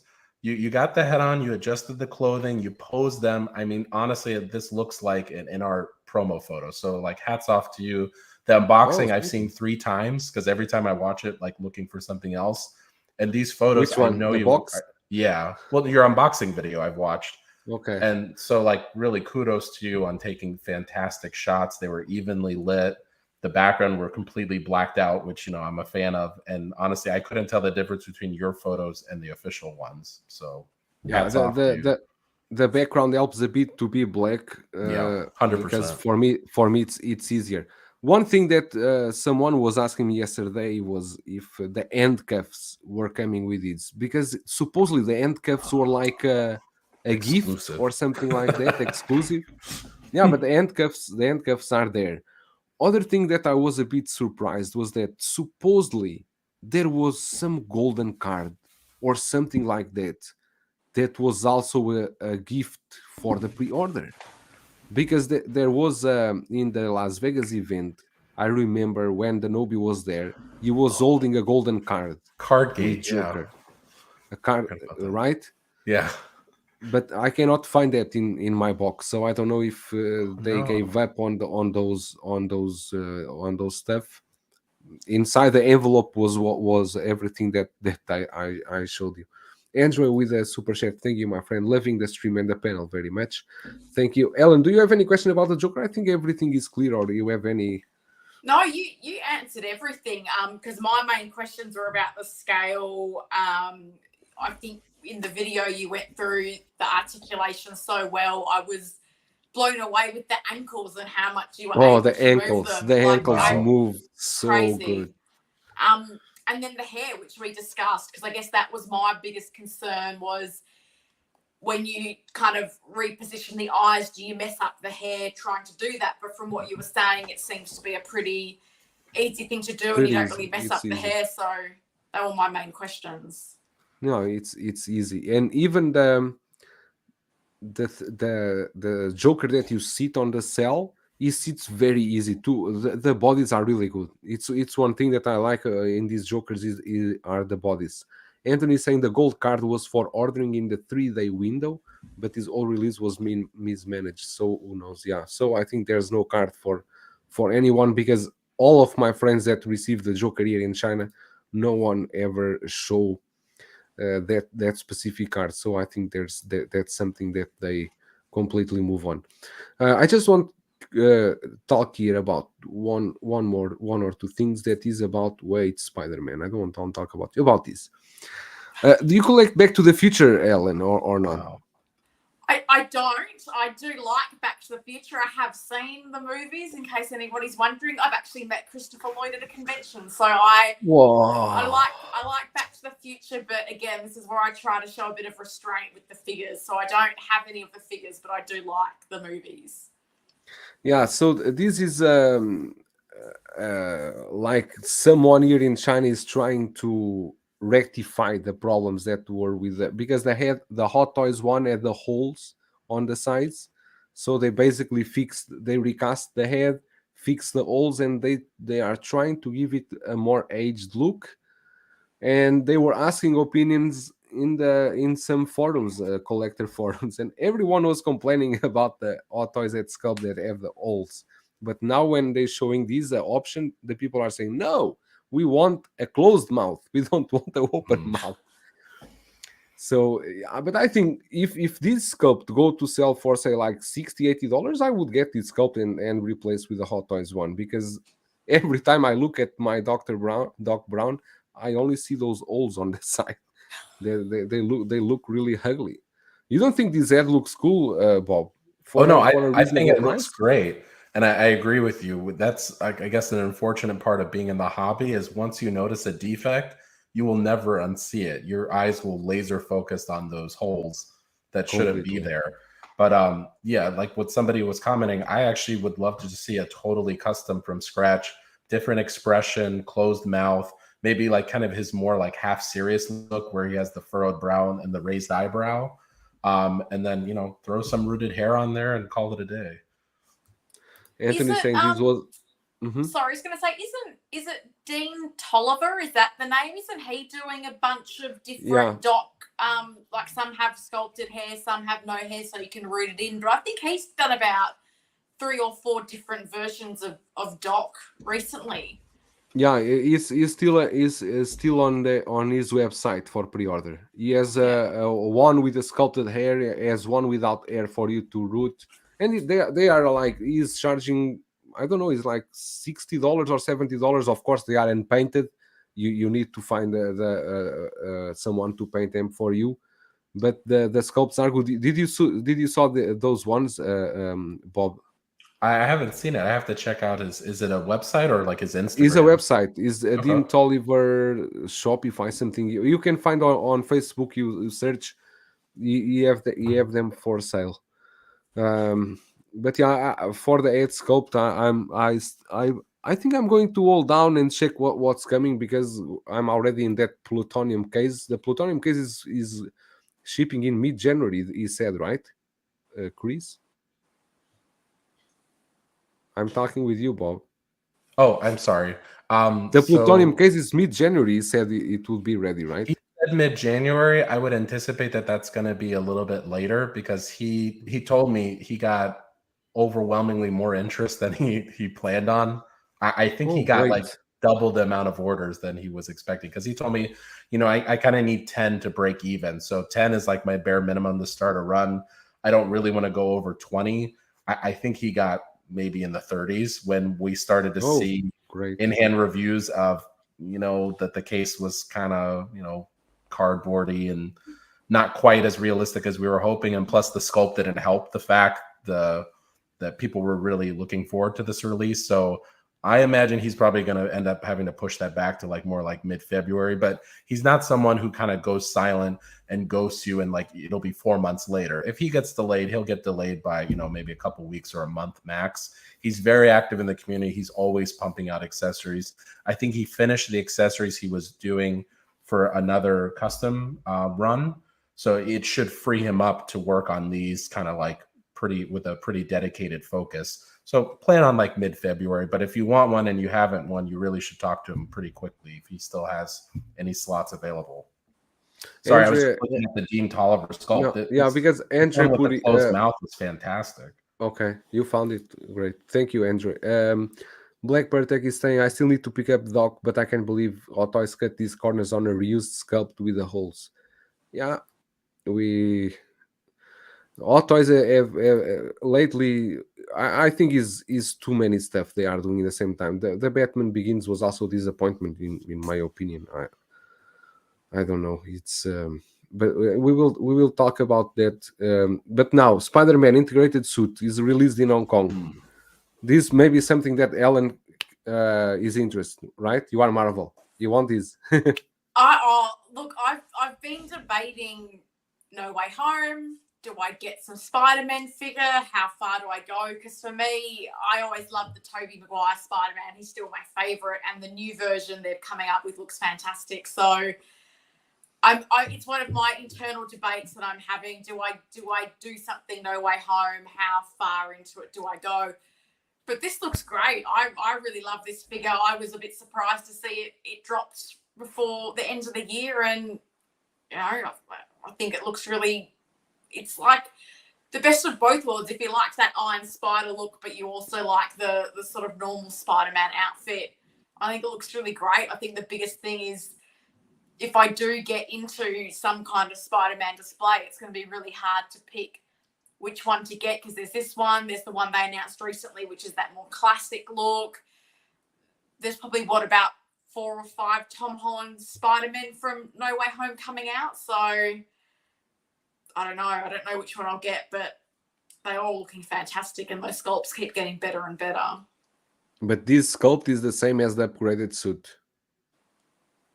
Yeah, this one looks recycled, I think. This is a recycled sculpt, and when you compare with the new one that they did for the last suit in the movie, the one they just announced, seems that he got old during the movie. Because this one, he looks so young on this sculpt, and in the other one, he looks like he's way older. That is interesting. But I think this suit looks good. But with so many suits from No Way, so many Spider-Mans, I think this one will. I predict this one to get discounted soon. Is this the one where the deluxe has the diorama Exactly. base? Okay, Yes, so this is the one I ordered, because I for the time being, I wasn't really sure if they were going to do Doc Ock or the Goblin, and there were elements of the villains in the diorama. But there base, are two versions, I think, right? Of this one. I think this version doesn't have the. I think there are a regular and the deluxe. Right, I think you have the regular up. I was trying to remember if this was is the regular. Yeah. So I think at the time I was like, well, if I don't know they're going to make the villains and they're offering a nice statue-like diorama base that gives homages to the villains, I'll get this. And then when they made the Hobo Goblin suit, the battle damage version, I thought, okay, well, really, I want that Goblin going 1-to-1 with Tom Holland. It makes more sense to get the movie promo battle damage version to have him fighting the battle damaged Goblin. This one is more for the end of the movie, having him alongside the other two Spider-Men as the trio. So I'm unsure of which one's going to end up staying in the collection. I ordered this one. I didn't end up ordering the battle damage one because I'm not quite sure. I didn't even know if they were going to make the battle damage Goblin, but they did. It seems like they're leaving no stone unturned in No Way Home. And it also seems like they've prioritized their production, because these are getting made. We're leapfrogging MMS numbers in terms of, the order of things being announced versus them being released. It seems like No Way Home has definitely been a big priority. WandaVision, we still don't have the Scarlet Witch from the end of WandaVision, right? And we've already had another version of her up for pre-order for a while. So she's been pushed way to the back burner. Yeah, but I think this suit looks. I like the suit. The suit itself, I think, it's beautiful. I like this suit design. But I don't know how many suits they already made for No Way Home. Only Tom Holland, I think he has 4 suits. I think so. It's the black golden suit. Oh, I forgot about that one. Yeah. Yeah, and then I think they are. Then is the battle damage, the upgraded suit. I call that the dirty upgraded suit, because it's not battle damage. They just put some black paint there. 1, 2. I think it's 4. They have for No Way Home. It's like like you were telling me, Bob Dylan. You remember you said if you are going deep on the No Way Home line, you will spend around $4,000. Oh, if easily. You are going deep. Easily. Yeah, if you did everything from No Way Home. Yeah. But the other problem with these suits, this suffers the same problem as the others, is you see the neck transition, how it just goes from suit to chin, and it's not how it looked in the movies. So you end up having to, in my opinion, like getting those round code neck collars or make your own, just to give him a more natural transition versus, when you look at the Toby and, what we probably will end up getting with Andrew Garfield, it seems like they're going to give them a proper transition. I think even the shiny end of the movie suit has more of a natural neck progression. Granted, they're starting at the attachment point of the neck is a lot lower. It's at the base of the neck instead of the base of the head. But that looks so much better than this, where it just looks like you popped his head on top of fabric, and it doesn't really look right. Like, you would never have fabric from a collar tucked underneath your chin that high up. So this one's going to need a little bit of tweaking to make it look as good as it should. Yeah, but again, I think that most people will go for the deluxe one that has the base, and this regular one probably will sit and be discounted. And then we got as well releasing the two figures in the same day. Today they pushed 2 figures. The Mark V Sweet Up version. I think this one is for Iron Man collectors, something that many people were waiting. This is Bob fantastic. Dylan. Are you much into Iron Man, Ellen, or you are just more Marvel or not so much into Iron Man? It's funny because I've got a couple of die-cast Iron Men as part of my Avengers display. So I've got the 7, the 85, and the battle damaged 85. And I did have the mech test suit on pre-order. And then again, because I'm constantly reconsidering lines and not having solo figures, I actually used the button battery excuse to cancel my pre-order because it was the one way you could actually get a refund. So I'm constantly contemplating because I think the mech test looks great. Like the Mark 1 I really like.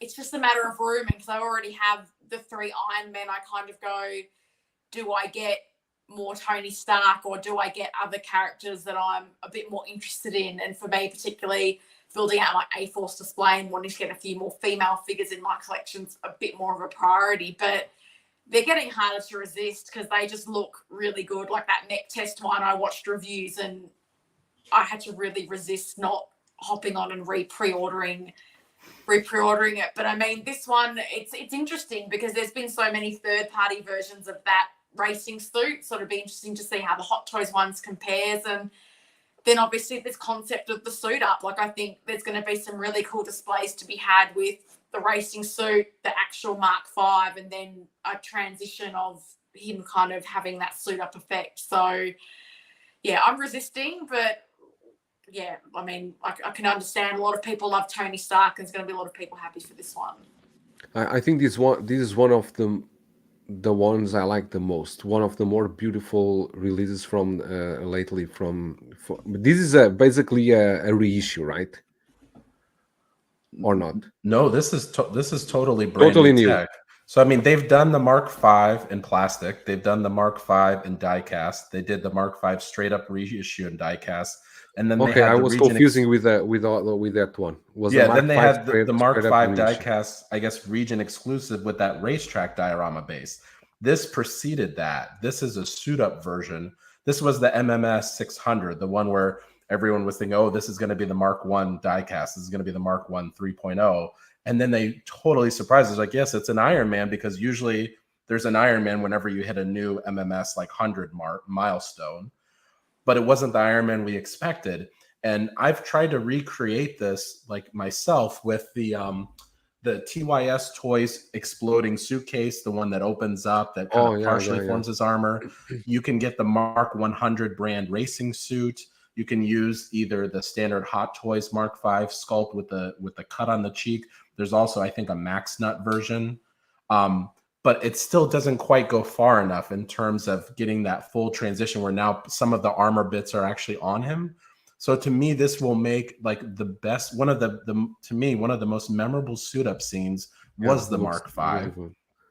And this will complete that transition. You'll have him in the racing suit with the suitcase closed, with the suitcase opening, with the armor bits starting to form on his body. And then finally he's in the Mark V suit, and you can open up the flaps on the arms and legs to kind of further create the illusion that the armor is still forming around him.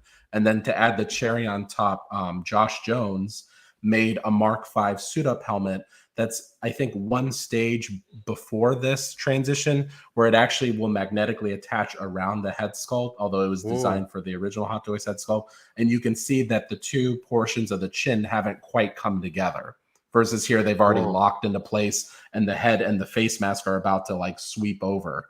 I mean, I'm telling you, you're going to get some amazing photographs from people when you get this mixed in with those other releases that we mentioned, that you're basically going to recreate that whole thing in stop motion, and it's going to look really beautiful. Not to mention, and you know, we thought you need wheel plash with these, right? Because it's that scene. Yeah, of course. And to me, you know, I thought that the peak Tony Stark sculpt was that Mark 46/47/50. This to me is one of the best Tony Stark sculpts I've ever seen. The feathering of the sculpted hair, the likeness in the face, I mean, it is one of the most beautiful Tony Stark sculpts I think we've gotten so far. So for a lot of people, I think their Tony Stark collecting stopped at battle damage mark 85. But for the hardcore Tony Stark fans, like, I don't see how you can skip this, whether you wait for it to get discounted because it's got multiple SKUs or whatnot. But this is totally beautiful. I ordered this day one. Yeah, I think it's the problem with the Iron Man, is that I like the suits. I think they look amazing. I have two Iron Mans, but if I'm going to get one more, then I want other one, and then I want other one, because then you want them all, because it's so addicting, the suits, because they are all different and they are all beautiful. So it's addicting, and but they are really cool. Now, you want to talk a bit about this, because I think we need to talk a bit about this. I know you are excited. Ellen is not excited at all because Ellen doesn't care about Star Wars. Probably she never saw this movie. I don't remember Nick Fury wearing this in the Avengers. This was before the cat clawed his eye. This was, before. Yeah, this is like pre-Captain Marvel. So yeah, he used to walk around with a laser sword before they gave him a gun. But Gotcha. I mean, to me, I had the Saber Master, the Toys Works Saber Master for years. Yeah, I had him before also. I was fine with it. It wasn't beautiful. You needed to upgrade the body to a gang hood, I think, is what Justin did, and it came out great. Even then, the skin tone didn't quite match, but that was the only thing we had for a long time. So I mean, to have this guy now, I love that they're going back to the well, that they're giving love to the Anakin, the Padmes, the Mace Windus. These are characters that people really love from the prequels, and I'm not an OT. Good morning, OG. Star Wars yeah, fan. They announced. I'm a prequel Clone Wars kind of Star Wars collector. So whether the sculpt looks perfect right now or it needs a little bit of tweaking, what I was telling you, what I really want to see is, you know how sometimes JC Hong will upload images on his Instagram of the actual master sculpt on a peg? I want to see those images of it in slightly less studio lighting and more natural lighting before I pass judgment. There's here one photo. There's here one photo, that this one. In here, I can see Samuel L. Jackson. Here in the side, you see, I can see is him. But the front, I don't know. There's something wrong. I don't know if it's the lips. I don't know. There's something. I looked this up before the stream started because people kept comparing it to the Nick Fury sculpt and saying, why does the Nick Fury sculpt look so good and this one doesn't? Well, you got to remember, in Attack of the Clones, Samuel L. Jackson was 54 years old. In the Avengers, he was 64 years old. So I don't know about you, but my face does not look the same it did 10 years ago. There's more creases, there's more wrinkles, and we all know, like the Boba Fett, if you give Hot Toys a bald, male, older sculpt with lots of wrinkles and creases, they're going to do a fantastic job. It's more opportunities for the sculptor and the painter to capture a likeness versus a smooth, younger female sculpt. Well, he's bald, okay, check, but he's not as old as he was in Avengers. So there are less creases. So the lack of those, I think, what are now iconic features of Samuel L. Jackson, they're not there. He looks de-aged. So I think for a lot of people, the likeness factor is less because they're used to seeing Samuel Jackson as he is now. Not many people remember what he looks like in the prequel movies.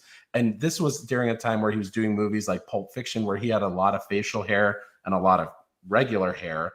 So this was the first time they had seen him like shaved head, totally clean head, no 5 o'clock shadow. It almost looked like he had his eyebrows shaved. It was a very unique look for him in Star Wars that's different than anything else. I think that also is why some people are struggling to see the likeness. I think the likeness is there. I'd give it, 7.5 and 8.0. I really don't think it's as bad as some people are saying. Thank you. You almost convinced me, but I'm not there yet. You're still gonna get it. I'm sorry. I know you're gonna get it. Yeah, but I don't know. It's like you said, probably if you see the real prototype, the master prototype in hands, maybe it's a bit different. Sometimes these studio lights really can deceive or give us a wrong impression.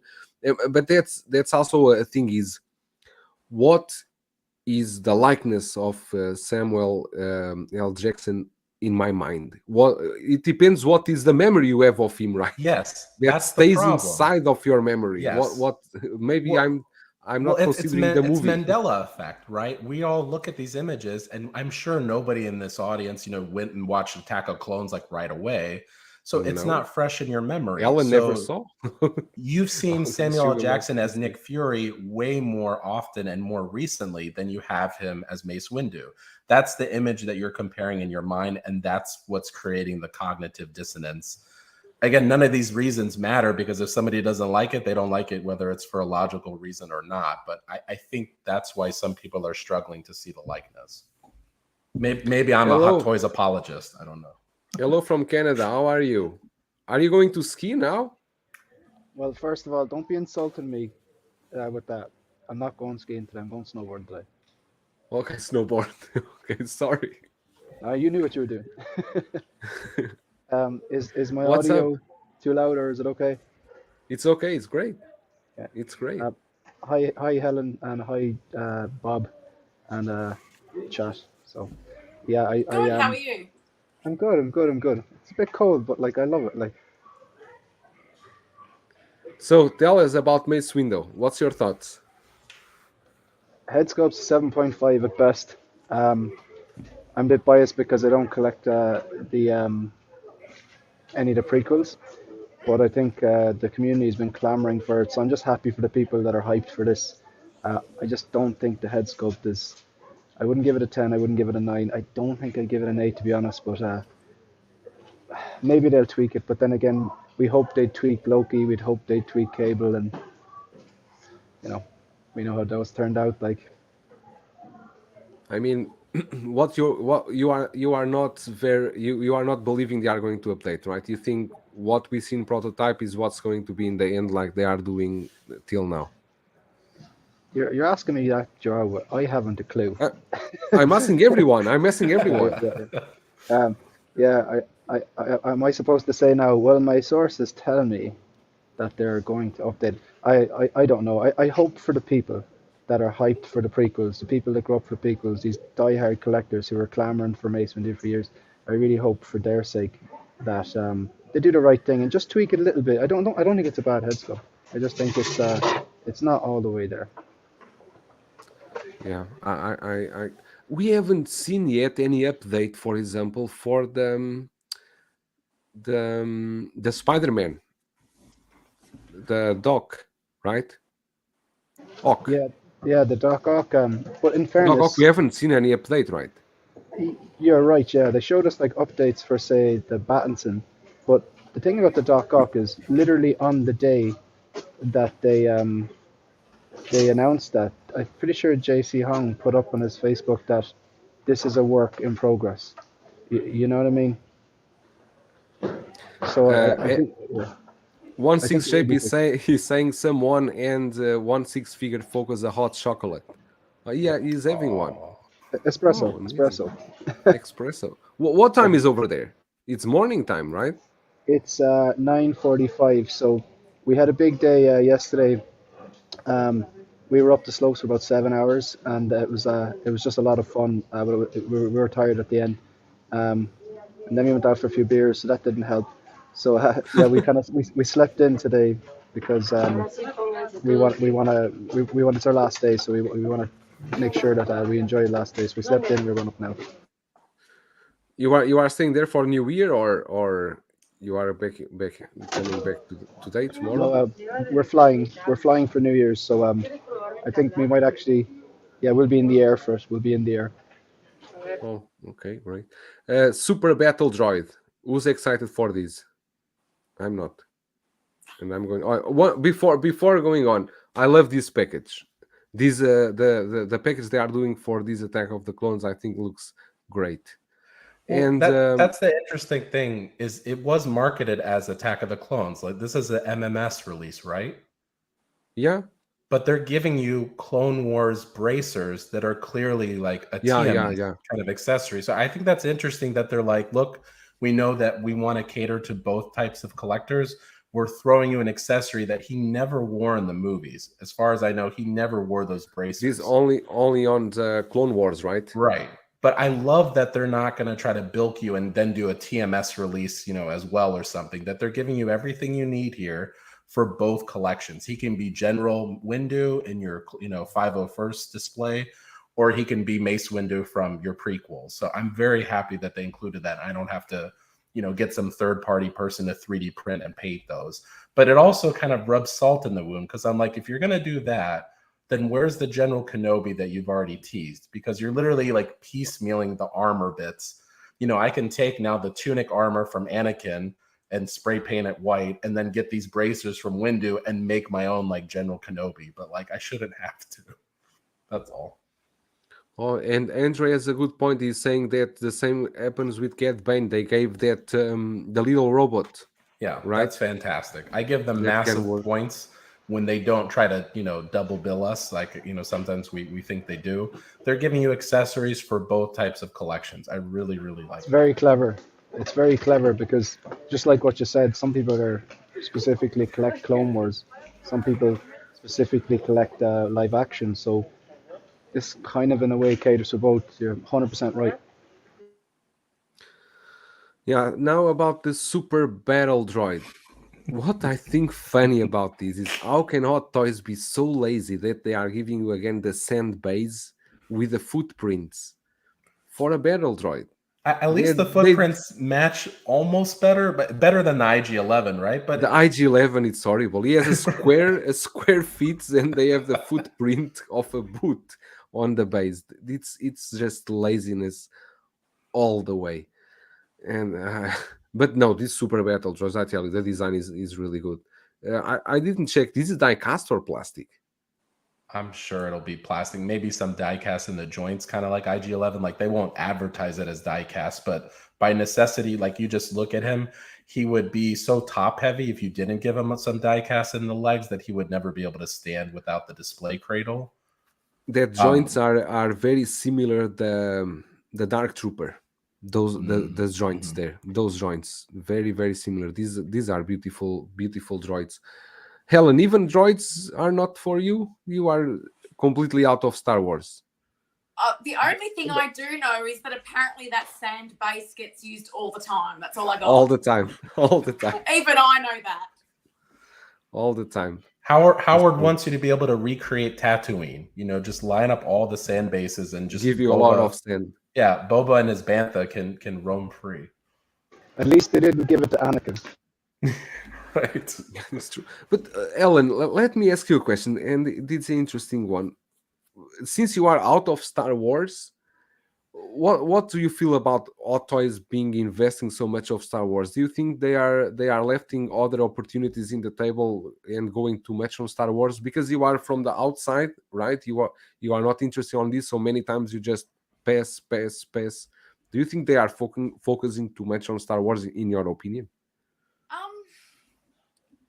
I guess even though I'm not into it, I understand how huge the franchise is, and I understand these are figures that are going to sell and do well for them, and that Marvel's a big, or Disney, let's just say, is a big focus for them. I do also feel it does get a bit monotonous because it is very just Disney properties. So I kind of wish that maybe licenses didn't always go to Hot Toys. Like, for example, you know, I quite liked a few of the Arrowverse shows. Hot Toys had the license. They didn't really do anything aside from making that one Flash figure, and given where that universe has gone and so many of the shows have now ended, nothing will really get done by that. So I do think it's a shame that properties that I think could have done well do tend to be quite under-merchandised. So I guess from one perspective, my wallet's pretty happy, but from other properties I'd like to see, like I've always said, I really liked that show History, Vikings on the History Channel. I always thought those characters like Ragnar Lothbrok and Lagertha would have been fantastic 1/6 scale figures. Nothing ever came of them. So I do wish there was more things being made, but then I also wished if Hot Toys can't commit to certain licenses, then don't catch them all like they're Pokemon. If you can't make something, let someone else have at it, because I'm sure there's a lot of other smaller producers that would love to have official licenses and being able to make more products. Yeah, so sometimes there seems like Hot Toys just get the license because they can, and they get the license, and then they just release 1-2 figures and drop that away, and the other companies then don't have chance to get these figures. Shane, you say you need to go. You are going to snowboard, right? Yeah, I was really sneaky. I sent my girlfriend into the coffee shop to get breakfast, and I hopped on a stream. But now she's found me out, so I got to go and eat breakfast and then hit the slopes. Like so. Thanks very much for inviting me on. Thank you for coming, and have fun in your last day, and have a safe trip home. And Happy New Year, of course. Yeah, just Merry Christmas, Happy New Year to everyone in the chat, and very nice to finally actually Christmas is long gone. Now it's only no. Christmas lasts 12 days. That's why, shameless plug, that I have the 12 days of Christmas playlist. So every day at 3 p.m. Okay, you're right. Guys, thanks very much. Bye. See you, right? Have a good day. Bye. Yeah, but I think this is an interesting topic, and I think Bob is also agree with this. There are so many series or movies that Hot Toys really could capitalize, and they just, even they don't show interest, or they are probably, they think there will not be enough numbers that justify for them to go with these figures. But if you remember before, they would even tackle, for example, they tackle almost all Johnny Depp movies, the Sweeney Todd, Pirates of Caribbean, even Tonto. Even they did Tonto before. They Edward Scissorhands. They were doing really nice stuff, and there are some collectors that give up collecting from Hot Toys because their interest was these movie figures from movies. They were not going into a Marvel or DC. They just wanted these one-off movie figures. They want one Jack Sparrow. They want some Back to the Future. They want some RoboCop. There are collectors that only do these kind of movies, basically sometimes from either is from nostalgia, either because they really like the movies and they want to have some on their collection room. But Hot Toys seems honestly is more focused on these big franchises like Marvel. The Avengers was a huge line for Hot Toys, and I think these launched them in a way they were not, probably they were not aware they will be this huge thing. And then DC stay a bit to the side because they still milking the Dark Knight. The Dark Knight is the one they still milking. Birds of Prey, they gave us 2 figures, was 2 Harley Quinns. Suicide Squad, I think, was a line that didn't work well for them because they did 2 Jared Leto Jokers. They did the Nightmare Batman, was better. They did Harley Quinns, 3 Harley Quinns that were pretty good. I think the one in the prisoner one and the dancer one was good. The other one also with the open mouth was also okay. But then second Suicide Squad, they gave us 1 shark in a power pose, nothing more. So it's random. Like what are you doing? If you have the license, do Bloodsport, do Harley Quinn in that red and black dress that looks so nice, do Polka Dot Man. They can do so many stuff, and they are giving you 1 shark for the movie. It's unbelievable. Did you can express your angriness about this? Well, I think my friends. I think they're going to revisit Avatar. I think that tease they'll follow through on a on a 2.0 Jake Sully with or without the Ikran, the Banshee that he's riding. So it's not that they never go outside of the holy trinity of Marvel, DC, and Star Wars. It's just that it's becoming more and more rare, like Alita, John Wick. These are a couple figures that kind of resonate in my mind from a couple years ago, where they went outside of their typical. But when the MCU launched, that really got them on the treadmill, and with the takeoff of Disney Plus, the Mandoverse, the Bobaverse, I think that further entrenched them into the big 3. DC is still undergoing their restructuring and organization, but DC in its essence is still toy focused, kind of like Marvel is, where you're going to have big team ups, big mashups. You're going to change their outfits between every movie, or sometimes multiple times in a movie, because they want to maximize merchandise potential. So there's still meat on the bone for them to do with DC and the other two major properties. But yeah, I wish they would still engage in passion projects and do really random one-off stuff that that we're not expecting. But I think as the economy crunches us, it crunches them too. They're forced to take less risks and double down on safe bets that they know are going to sell. Batman and maybe one other figure. They're not going to go deep into a line where they may not get a full commitment from their collecting community, whether that's in Asia or worldwide. Which is fine, because I think honestly that just further creates a bigger vacuum for other companies to fill it in, like Inart.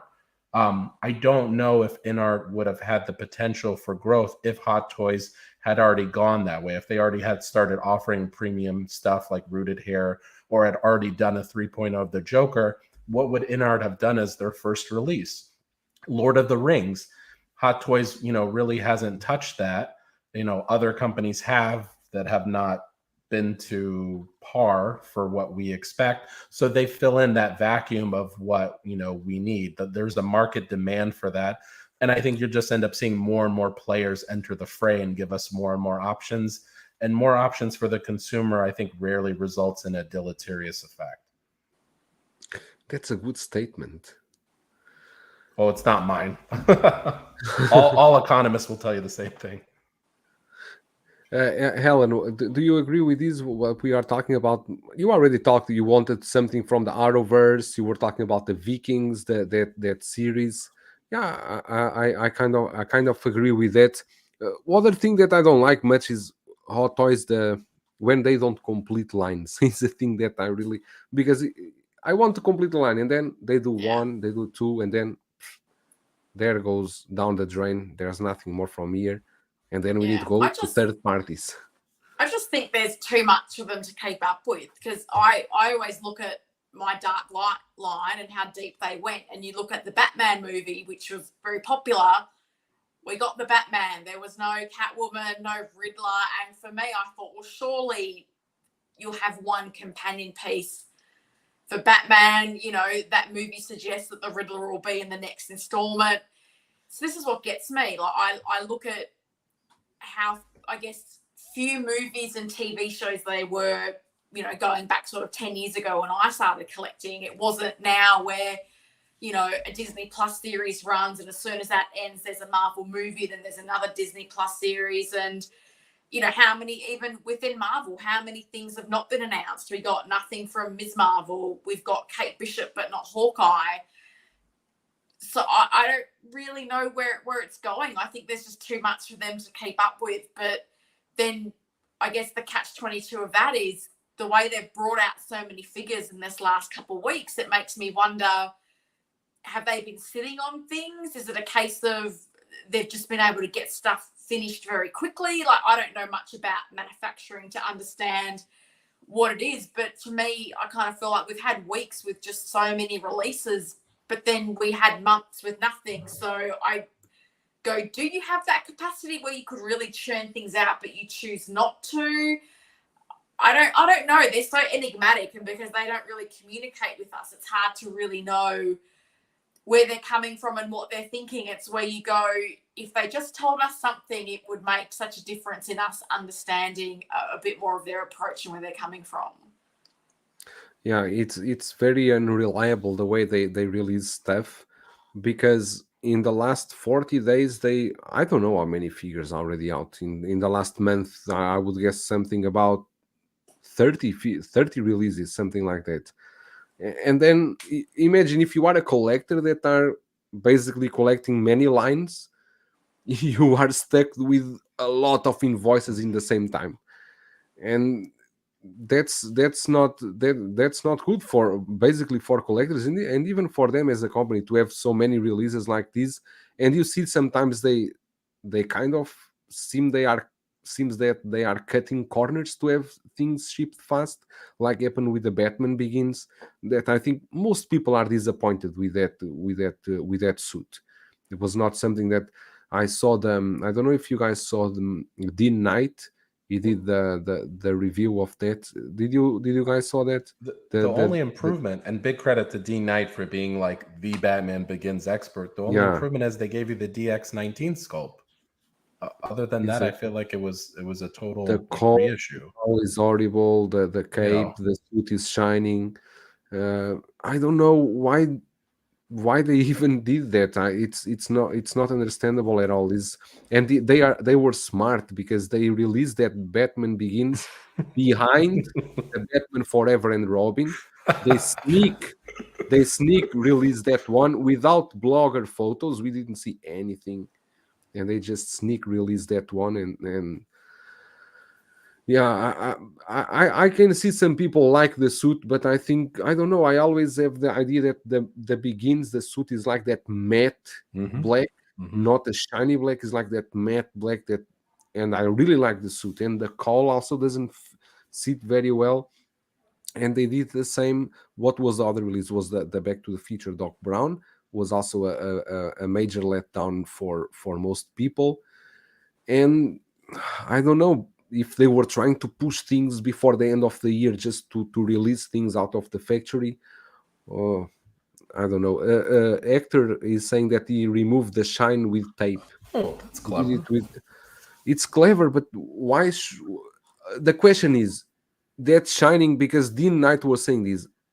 How about if that shining on the suit is like a sealant, a protection for the suit that you are not meant to take out? I don't know, because there must be a reason for them to give the suit like that. They didn't give you the suit. The manual surely will not say use some tape to remove the shining. Right? Well, I mean, you've seen people do that with the dusty Deadpool, right? They just literally wipe away the dust effect with alcohol wipes.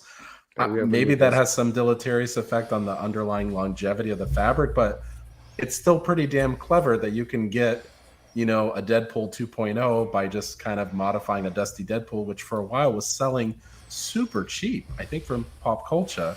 So I'll always support people coming up with little life hacks like that, even if it may or may not result in a great end result. At least somebody's trying for science, for figure science. Dusty Deadpool it's still very cheap around the year. It's a figure no one wants. Good morning, Ben. How are you? Good morning. Good. Can you guys hear me okay? I've set up my new room, so it's all good. Yes, we can. Awesome. We can hear you good. Amazing. Yes, I've set up my recording studio last night until 4:00 in the morning, and I literally just got out of bed. I saw that Bretta's streaming. I missed the invitation about an hour ago. I'm like, okay, I got to jump on. Bob Dylan's in here. I don't know if I've met you before, so I think we're awesome. On Opposing Wars together, right? No, not Bob Dylan. Sorry, the other lady here that's in the chat. Hello, I'm Helen. Nice to meet you. Nice to meet you, Helen. Bob, I mean, I can't forget that you let me win that Pose Wars, right? So let's be honest. I can't forget. That face was totally plain. Ben, your microphone is a bit louder. You need to. Am I a bit loud? I'll turn her down a little bit for us. Yeah. Awesome. How's everything? Is everything fine? We were talking about. We already talked about Mace Windu. We talked about Super Battle Droids, and we were now talking about Hot Toys, a situation with so much releases coming in the same time. What's your thought? Just today we got 2 releases. The Spider-Man and it's amazing. And the Mark V suit up released today. 2 in the same day. It's is that better volume wise? Yeah, it's good. It's good. Amazing. Perfect. It's an amazing time, I think, to be a collector, right? Because there's so much selection for everybody. I think the hard part for me is prioritizing what I want versus like what I need in my collection. Yesterday I was going through my maintenance room, which is where I keep all my shipper boxes and my art boxes. And I was like, what am I going to do with the other 6 incoming releases that I have just in the next couple months? Is with the 2 Jokers that I've got coming, which now I'm really excited about after your review, Bretta. So thank you, because that like reinvigorated some of my excitement, right? I've got them. I've got the Batman and Throbbing coming. I got a couple more coming. So I'm just like, that's before February.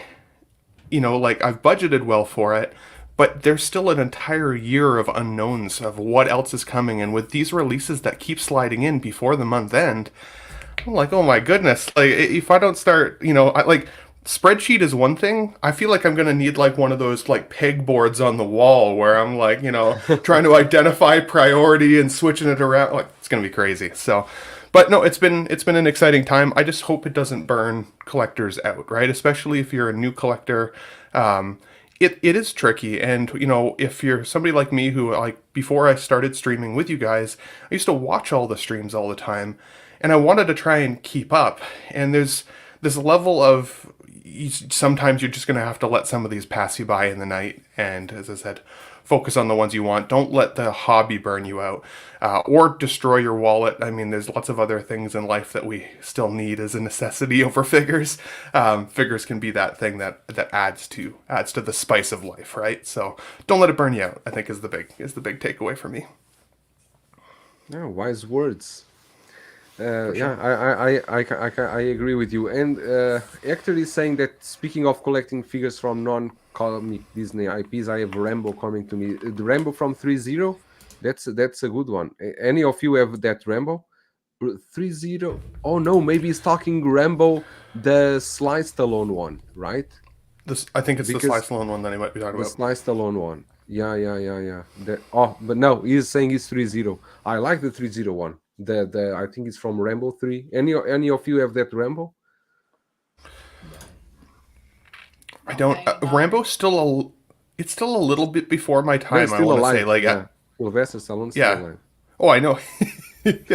But I think the movies are a little bit before my time. Like I was still into them for sure, but now all I see is Sylvester Stallone. I don't know. I don't see him as his characters anymore. So Don't go to watch the Rambos now. You will not enjoy them. that's fair. Let me see one if I have here anything more. Battle droids. I don't think I have anything more, but we can chat for a little bit more. Can Bob you Dylan, show do you want? Can you show the picture of the battle droid with its anniversary box? If you have that one. I hit a wall. Can you see? Okay.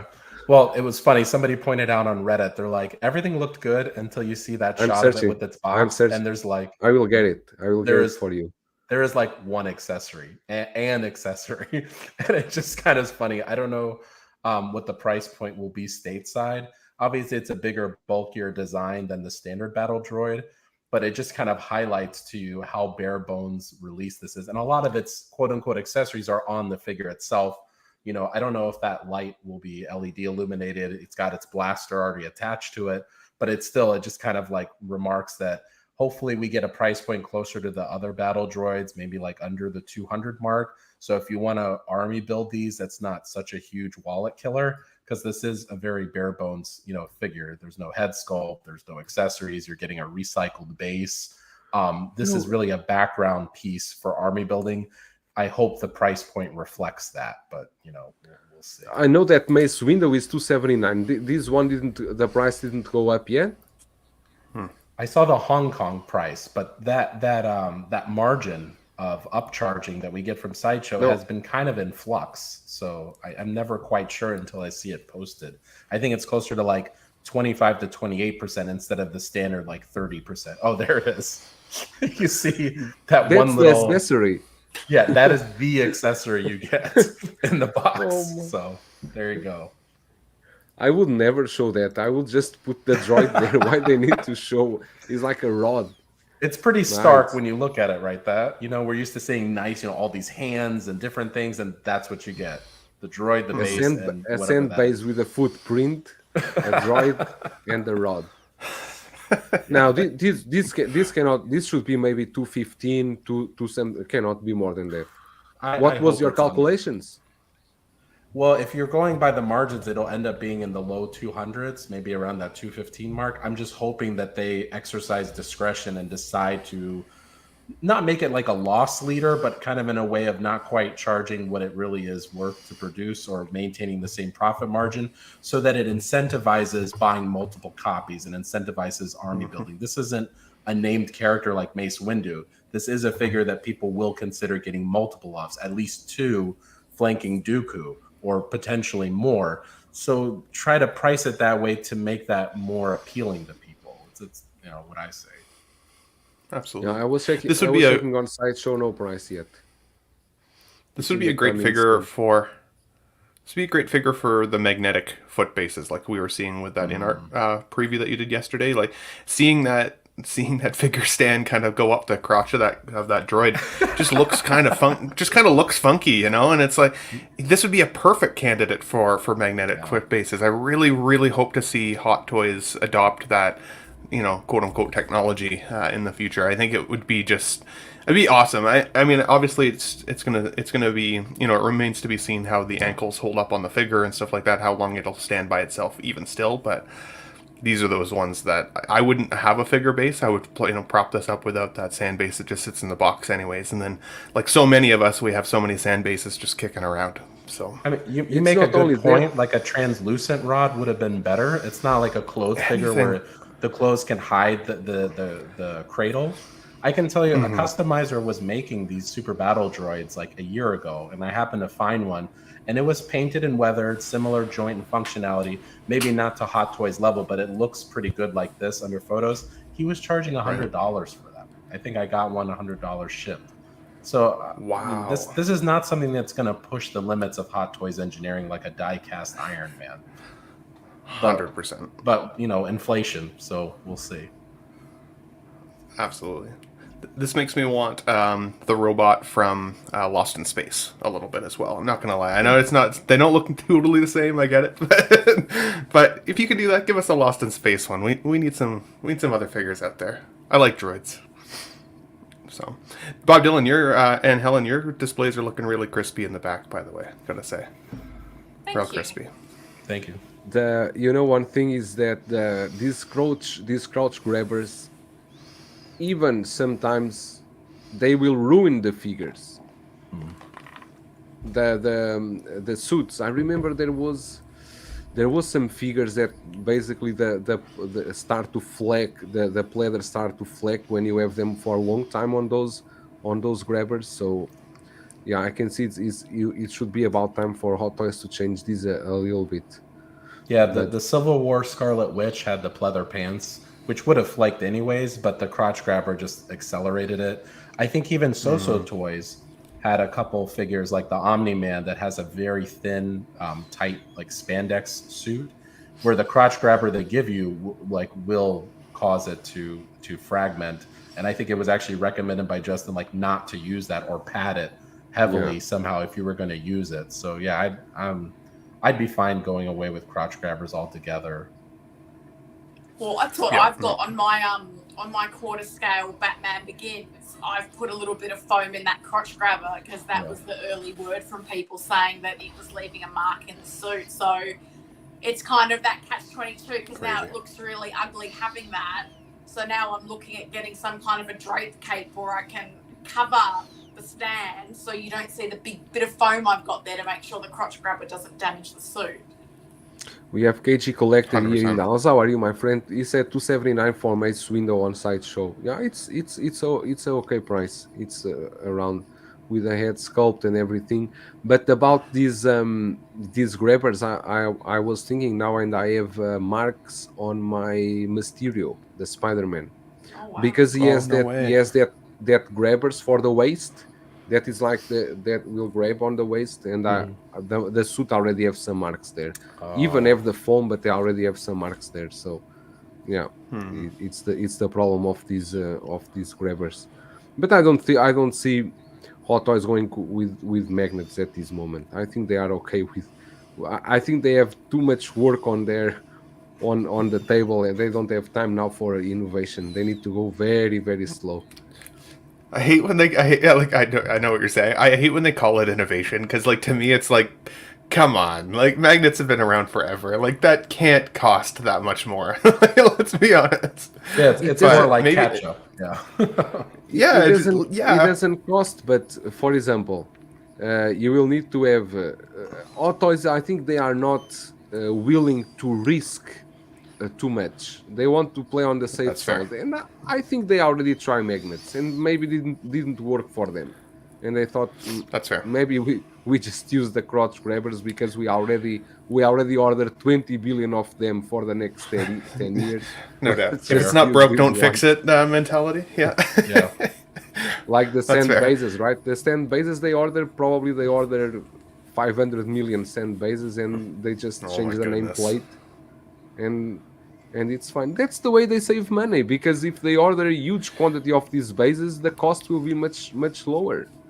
They Sure. are Can in you this, imagine they being- are in this for win money, not for. Can you for imagine though anything. being a new collector though, who maybe doesn't watch all the streams yet and doesn't know the hilariosity of having this same sand base in so many different releases, and then going out and spending all this money on these like premium figures. You get it out of the box, you go to show your wife, and it's exactly the same footprint base with the 2 figures or 3 figures you just bought, even if it's like a droid square footprint, or like, it's like what? It just like, I get what you're saying, saving money, but these are still very premium items. Like, it blows me away that don't anybody feel even bad. allows it to happen. I They don't feel bad, no, for those. 100%. I don't feel bad for those collectors. Ignorance is a bliss, and maybe they feel happy. So That's fair. it's. Yeah, maybe. I'm not complaining. I have my Mandalorian collection all in sand bases. I'm not complaining. Yeah. It's a sand base. It's already a mark. That's just It's a really trademark. sandy shelf. And there you It's go. a trademark. You know, I'm willing to bet that a collector opening up his first hot toy is way happier than a collector opening up his 100th hot toy. You're not wrong. That's valid. That is valid. Yeah. Yes. Speaking yes, of, being in the house, how are you? You're saying That's being- hopeful those legs are stronger for that larger upper body. Yeah, because the legs do look very thin, very clunky, and that upper body. But if it's all plastic, I don't think you will have huge problem with this.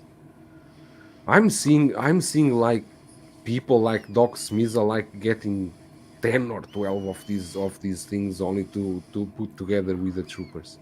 I'm seeing people arm building with these battle droids, left and right, and they will look amazing. If you have a lot of them together, they will look great. Definitely. They will look great. Speaking of pleather peeling, what's the one figure you guys have that's had the worst pleather peeling, like, in your collection? Bane. Bane? The coat is Okay. my coat is all ripped off now. The DX13, I mean, that belt just completely flaked, which it kind of looks weathered and battle damaged. So even though I have a leather replacement, I haven't done it. The cat, That looks okay, Catwoman yeah. from Dark Knight, that Ooh. suit was flaked pretty bad. I also have a leather I've seen- replacement for that. I've seen people like take a razor to the Catwoman and like actually like shave the surface, and then it almost looks like Yeah. felt underneath. And then I It's noticed crazy. a lot of the Batfleck suits, the BVS and the Suicide Squad. Okay. I don't pose my Batfleck a lot, so mine are fine, but I've seen them where really just it started to deteriorate pretty fast. Gotcha. What about you, Helen? I've been pretty lucky. Where I live in Australia is quite hot and dry, so I haven't had a lot of issues with flaking. So I've got that Catwoman; she's okay. The one that I've had a slight bit of problems with, but it's not flaking, is that original Winter Soldier, because on the torso you've got those strips that have come across. So I've had more issues where the glue's come away a little bit, and I've had to sort of patch that That's up. fair. And I've been a little bit more, I guess, anticipating that one might be the problematic one, because there's a replacement proper leather version of that coming out. So I've got that on pre-order. So should it flake, I've got that. But as I say, like, touch wood, I've been pretty lucky so far. I'm pretty lucky. That's awesome. Yeah, I mean she's okay for now, but I can imagine that it'll go. If you try to put her on a bat pod, How long you have this Catwoman?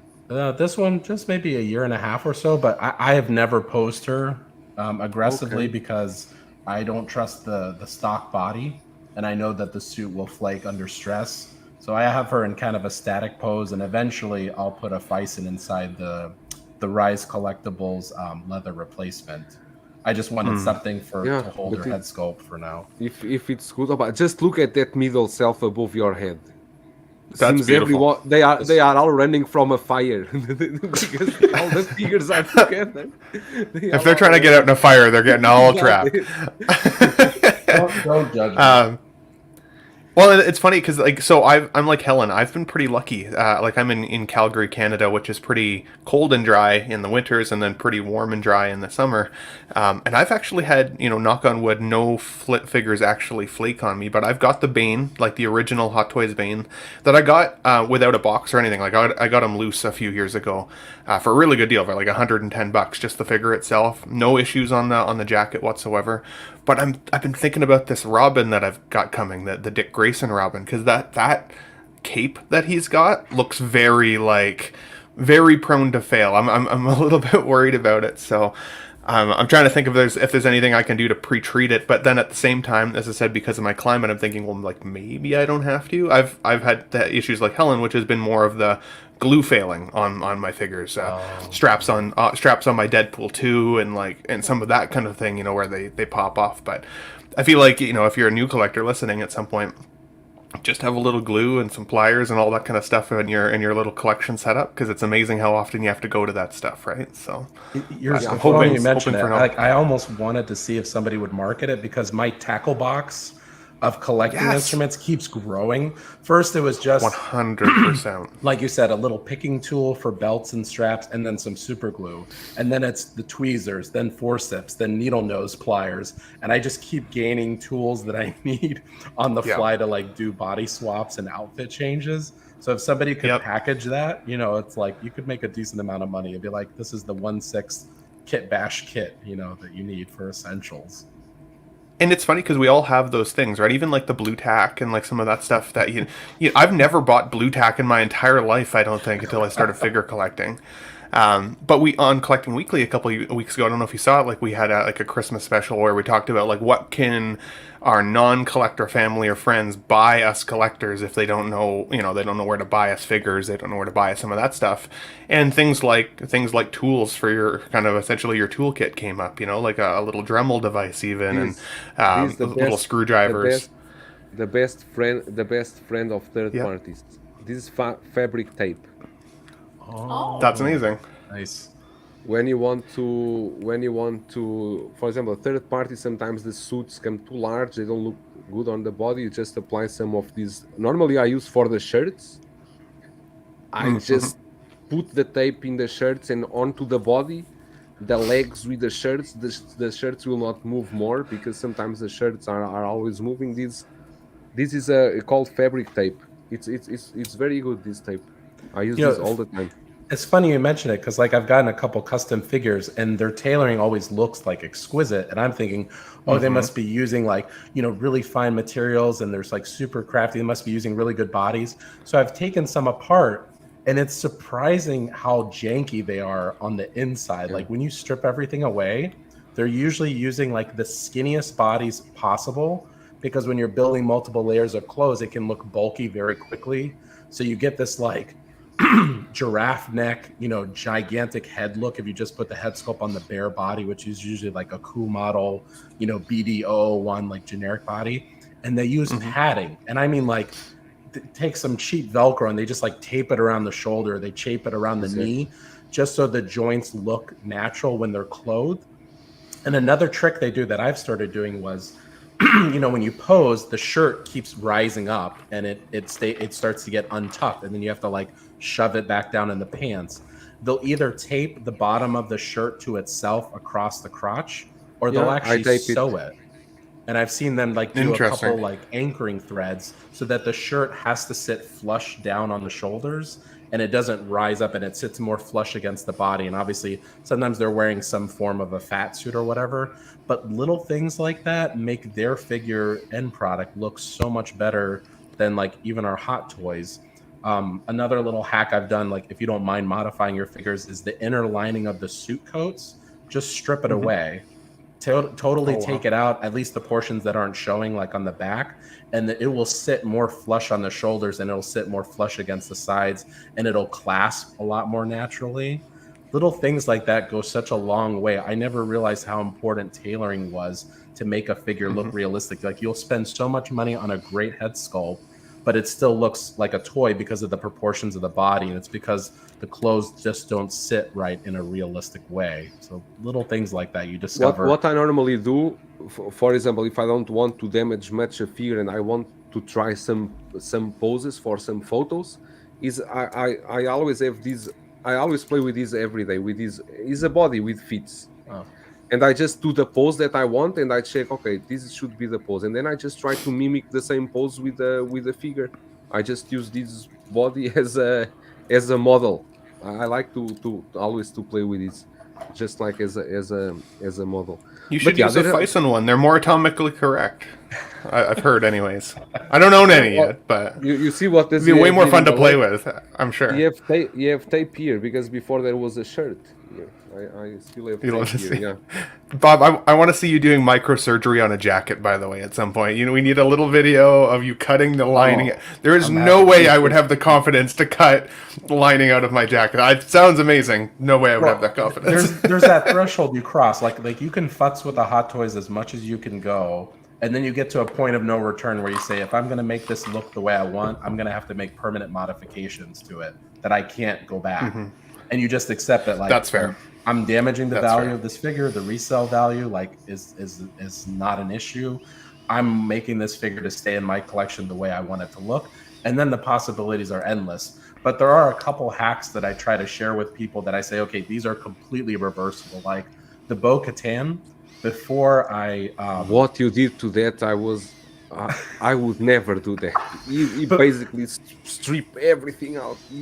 that's change what the I'm saying. body. Before, if you take out the neck modification, and I made it clear that this was like the point of no return, everything else I did was totally reversible. They used Velcro on every piece of her armor, every piece of her suit was all Velcro. You can completely disrobe her and body swap her and not damage it and not be able to return it back to its stock form.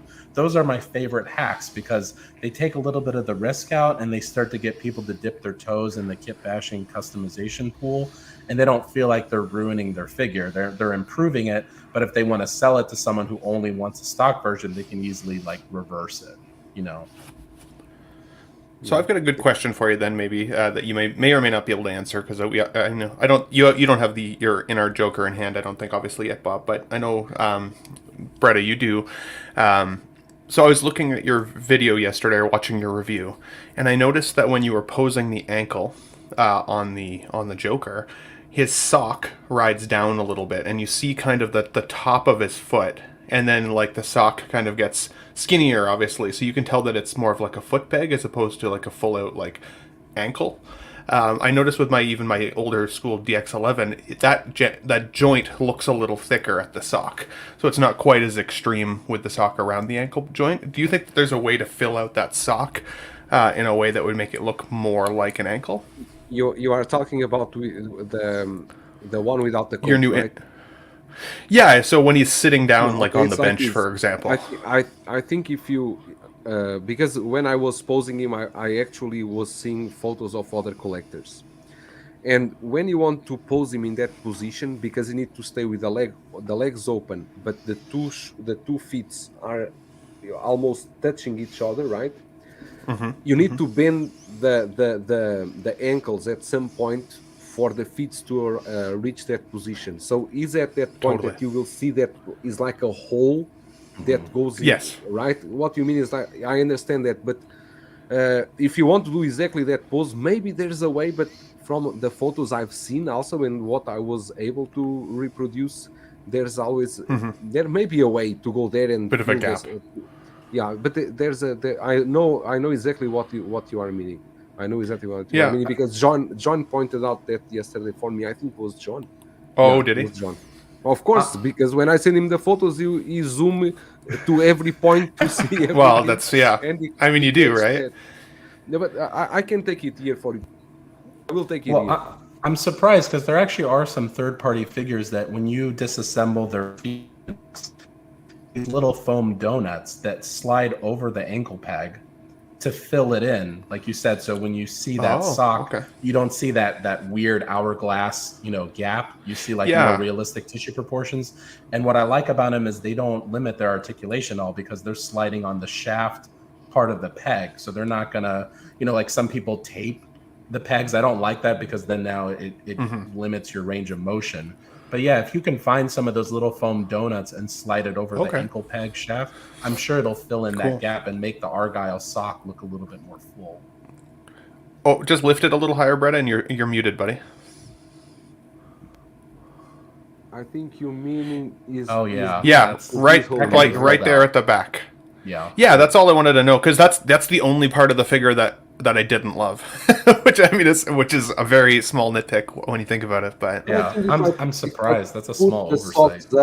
If you put the socks up, you see, it's a little less extreme for sure. No, it's not extreme. Okay, so if you put you could actually even just, like you said with your fabric tape, even you could probably hold them up a little bit easier inside. Solve the problem. You see, you will not have the holes. Okay. Oh, that makes me feel better. Okay, cool. What, sorry, you want to see that sculpt again? I know you want to see. Okay. Ooh, she's beautiful. Yeah. Oh, I'm so excited. So excited. I don't know what I'm going to do with my DX11, because the one thing that I wish that the Inart Joker had come with was a laughing sculpt. And I really like the laughing sculpt of my DX11, so for that reason alone, I think I may keep him. And then, of course, he's got the table and the chair and some of those accessories as well, which are really cool.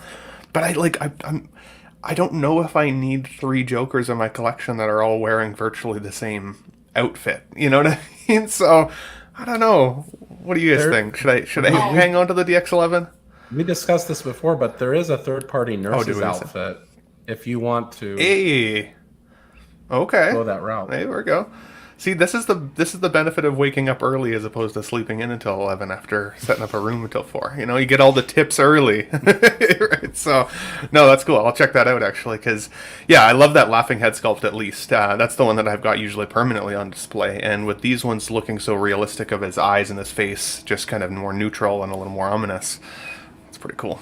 So, well, that's my dilemma, because I have DX11, I have the DX1, so I've got the police officer and the purple coat, I've got the bank robber, then I've got 2 Inart ones coming in, and I'm like, how many Heath Ledger Jokers are too many? He's one of my favorite characters of all time, so for me, I don't think there is a number that can be too many. You just gotta find strategic parts of your house to have one sitting. I said to my fiance, I was like, if you want one up on the fireplace in the main living room where we got all our pink accessories, I'm cool with that. I'll put it up there. She's like, hell no. The collectibles stay in the basement. So, but I'm lucky because I got the space down here. So I'll find a spot for all of them for sure. Yeah, you certainly can have a lot of variations of this Joker. A bank robber, police officer, the normal one, then the one in the cell, the nurse Joker. But I think the nurse Joker doesn't Heath Ledger at that moment, he has the hair painted like red or orange color, isn't it? He was wearing a wig. Exactly. Yeah. He's wearing a wig. Yeah. But you can do two versions, because initially in the hospital room he has the wig, but then he pulls it off right before he shoots the policeman. So when he's walking out and he does the little gimmick with his detonator, he's back to his normal green hair. Mm-hmm. Mm-hmm. Okay. Because that figure, I think that was a company named CGL Toys. I think they did that figure because that is easy. It's just what you call that white the gown is it the name? Yeah, like a nursing gown. Yeah, nursing gown. Yeah, and nothing more. The body. You have one. This is which one is that this? Looks so cool. I forget the name of the company at the moment. It's not CGL Toys. Yes, it is. Thank you. Oh, but you changed the body. Yeah, so the body's way too muscular, so I'm gonna have to switch it down the road. This body is a seamless one. Looks better than the CGL one with those joints. Yes, yeah. No, it's for this. I think you need the seamless look. So this was kit bashed by Adam. Excuse me, Adam, who does like an amazing job. And you can see the ankles are filled out, so you don't have that odd gap. He's got the slip-on shoes. He's got the detonator that I think came with the set. but you can put on whichever head. It actually did come with a head with the red wig. I just like this look better because he already has the detonator in hand. But yeah, the nurse's outfit, you know, I think is a nice option if you wanted to make use of your seamless Inart body. You know, throw a nurse's outfit on. You know, if you don't. I love that, man. I love that. That's amazing. He's definitely a little swole in that outfit. Yeah, he's been lifting. Yeah, I'd love to see it. Swollen Heath. This is M35 Heath. I'd love to see it. That's awesome. That's really incredible. I'm always going to be jealous of Bretta's display with the bust, though. That is amazing. Which one? Absolutely love that. That you have the back of the school bus with the bank robber. Yeah, the back of the school bus with the bank robber. Yeah. Me? Yeah. Oh, Yeah, the you. diorama. The diorama. There you Yes. He's got so much cool shit. He forgot he had it. No. I'll No, take it off your hands if you don't need it anymore. I'm just saying. Because I have that bank robber. That bank robber, for example, was basically a kit bash. Is the topo set. Then the head sculpt that came with the topo, I sent to an artist. The artist repainted the mask, made it more weathering, and did the rooted hair in the back because I prefer to see the rooted hair in the back than that sculpted one. I Oh, did he cut out? I think Yeah, he he's did. going to get it. He always mutes himself mid-sentence, so it's like, did he stroke out or did he just mute himself? It's hard to know. I stroke out. I stroked out. Can you see it? This is with the rooted Oh hair. yeah. Yeah. Oh, it looks awesome. Now, is that the one where you can't remove the mask? Like it's permanently on? Now this you cannot remove the mask. Yeah, I think this is the one I looked at, but it's so great when you have that combination look. That looks so good. You guys probably already talked about it, but just in case you didn't, do you have a hairstyling product recommendation for the Inart Joker coming? Because he will be my first. He'll be my first figure with rooted. Gel. Let me find the What's name it called? of it. The manual says air gel. Hair gel. Yes. Like dippity doo, like the old school, like the stuff I used to try and spike my hair with as a teenager. I want to say it's a type of L'Oreal. museum wax that I have that's specifically made for doll hair. It comes in. That's why I asked, because like Yeah. that's why I asked, because when you guys have as many figures as you guys have behind you, I'll feel more confident taking a recommendation than just hair gel off of the instruction sheet for sure. Let me find the product listing and send it to you later. Because I remember it was like a specific website I had to buy it from. One of my friends was in another country. He was asking for it. They wouldn't accept it as an import, so he had to get me to buy it and send it to him. But I've used it on rooted hair, Hot Toys, customs, whatever. I haven't seen any paint degradation or any bleeding. It goes on white, but it applies clear when you brush it in. You don't see the white residue anymore.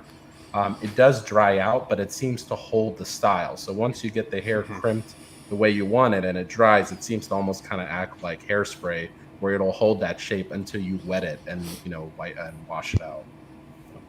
Okay, cool. But you have to wash it out still.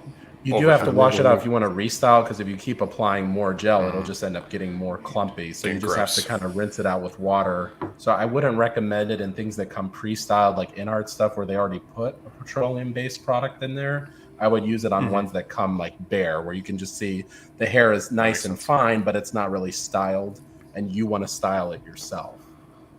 Right. Because like I watched Bretta's review on like my big screen TV, and I could still see a couple like stray hairs already like sticking out on him as he was posing. And look at me, he's so confused. But I was like, ooh, I want to take a little scissor to that little stray hair. But then, as I said, I didn't know if that just means that over time it's going to slowly get frizzy on me. I don't have that. That will happen to you in the once you just taking it out of the box. Taking out of that jar. Yeah. That will help you. The air will go a bit, will mess up a bit.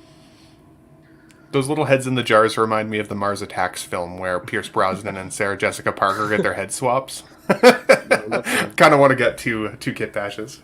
Those jars are really interesting, and the quality is really good. But you cannot fit normal head sculpts. I tried to the normal head sculpts, they cannot fit there because that is made exactly for those jokers. They said in the manual, don't use other head sculpts in the bell jars. These are for the Inart Joker. I think if you try to use other head sculpt, maybe it will cause you a shock. Like, well, so the big question that hasn't been answered yet, I think, is what if some people start getting their jokers and they have QC issues? I know John sort of broached the topic of, if you buy from us, you talk to us. If you buy from someone else, you have to talk to them. But that's not really like the full story because, we've always been told that with unlicensed stuff or things that are geolocked. So if anyone gets any copies with QC issues, I'd be interested to hear how they ended up getting that remedied, if they got it remedied, and which vendors were able to get replacements from Inart, if any. Kind of, did they make any spares? Did they keep enough spares to help people out for things that get lost or damaged in transit? I think that's the full circle before you say this was a total slam dunk win. Inart, is now a legit company. Can they handle delivering what they promise, and can they handle after sale care? Because that's been my biggest criticism lately. Ben, Exo6. you have a lot of static. Something wrong with your microphone. That's a good question, and I think it will be a problem actually, because if you really have, for example, issues with bodies or something like that, then you need to will you get a new body, or because you will never send that figure back. No, you will never send art. You will not send 7 kilos art box back to China. Yeah. Well, you may not have to send the whole thing. Like J&D, when I had a problem with my master, like just mail us the defective part, and we'll mail you back, a replacement part. So shipping wise wasn't that laborious, but God forbid if it's the actual head sculpt that comes damaged. I think it's like, in my opinion, and from the packaging I see they used, unless there is like a major accident, I cannot see these styrofoam breaking and happen and any problems during shipping, because this is really a really hard box with a very hard styrofoam. I don't see anything happening. Only if is during the QC, when they are checking the things, something pass and maybe a problem in the paint or a problem in the body or something like that. But I think that the manual inside comes with the after sales card. I don't know if okay. The manual inside comes with the after sales card. What information is on that card? Is a phone number, email, a picture of John? Like what's in there? Why you need to pose those questions now? I take the manual. That to me is always the last question, and I'm sure people like Denova are going to say, okay, everyone's excited and it looks awesome, but what happens if it isn't awesome? Hot Toys, I think, handles after sale care pretty good. Sideshow obviously really does. They clearly have been in the game long enough to know they need to make tons of spares and extras until it's been about 3 months after something's released till all of those little issues get worked out, and then they can sit back and say, okay, we're totally done with this release. With this staggered batch release that we're going to get February and March for US collectors, it's going to be a while till everyone has theirs in hand. Okay. Is that written in Mandarin or sorry, I can't tell. You need to wait a minute because I need to focus here on the. We're an impatient bunch. We've been waiting all year for these, so same. Yeah, come on, get it right there, Big Bretta. I didn't learn to read. Okay, so they're asking for our phone number to register like a warranty? No, this is the second after sales card. I don't know what's the second or the first. I don't know the meaning of this. Interesting. If you don't know it, we're all hooped. Yeah, and I guess you mail that in or something. No, basically you will write here what was the distributor name or what was the place where you purchased your figure, right?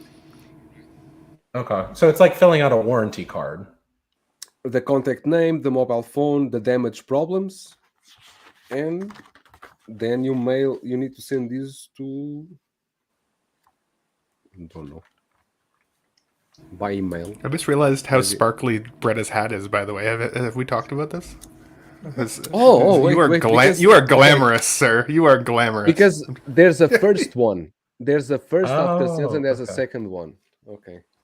Now I got it. So is there like a serial number on your box? I know it didn't have an edition number, but is there something specific that identifies your figure?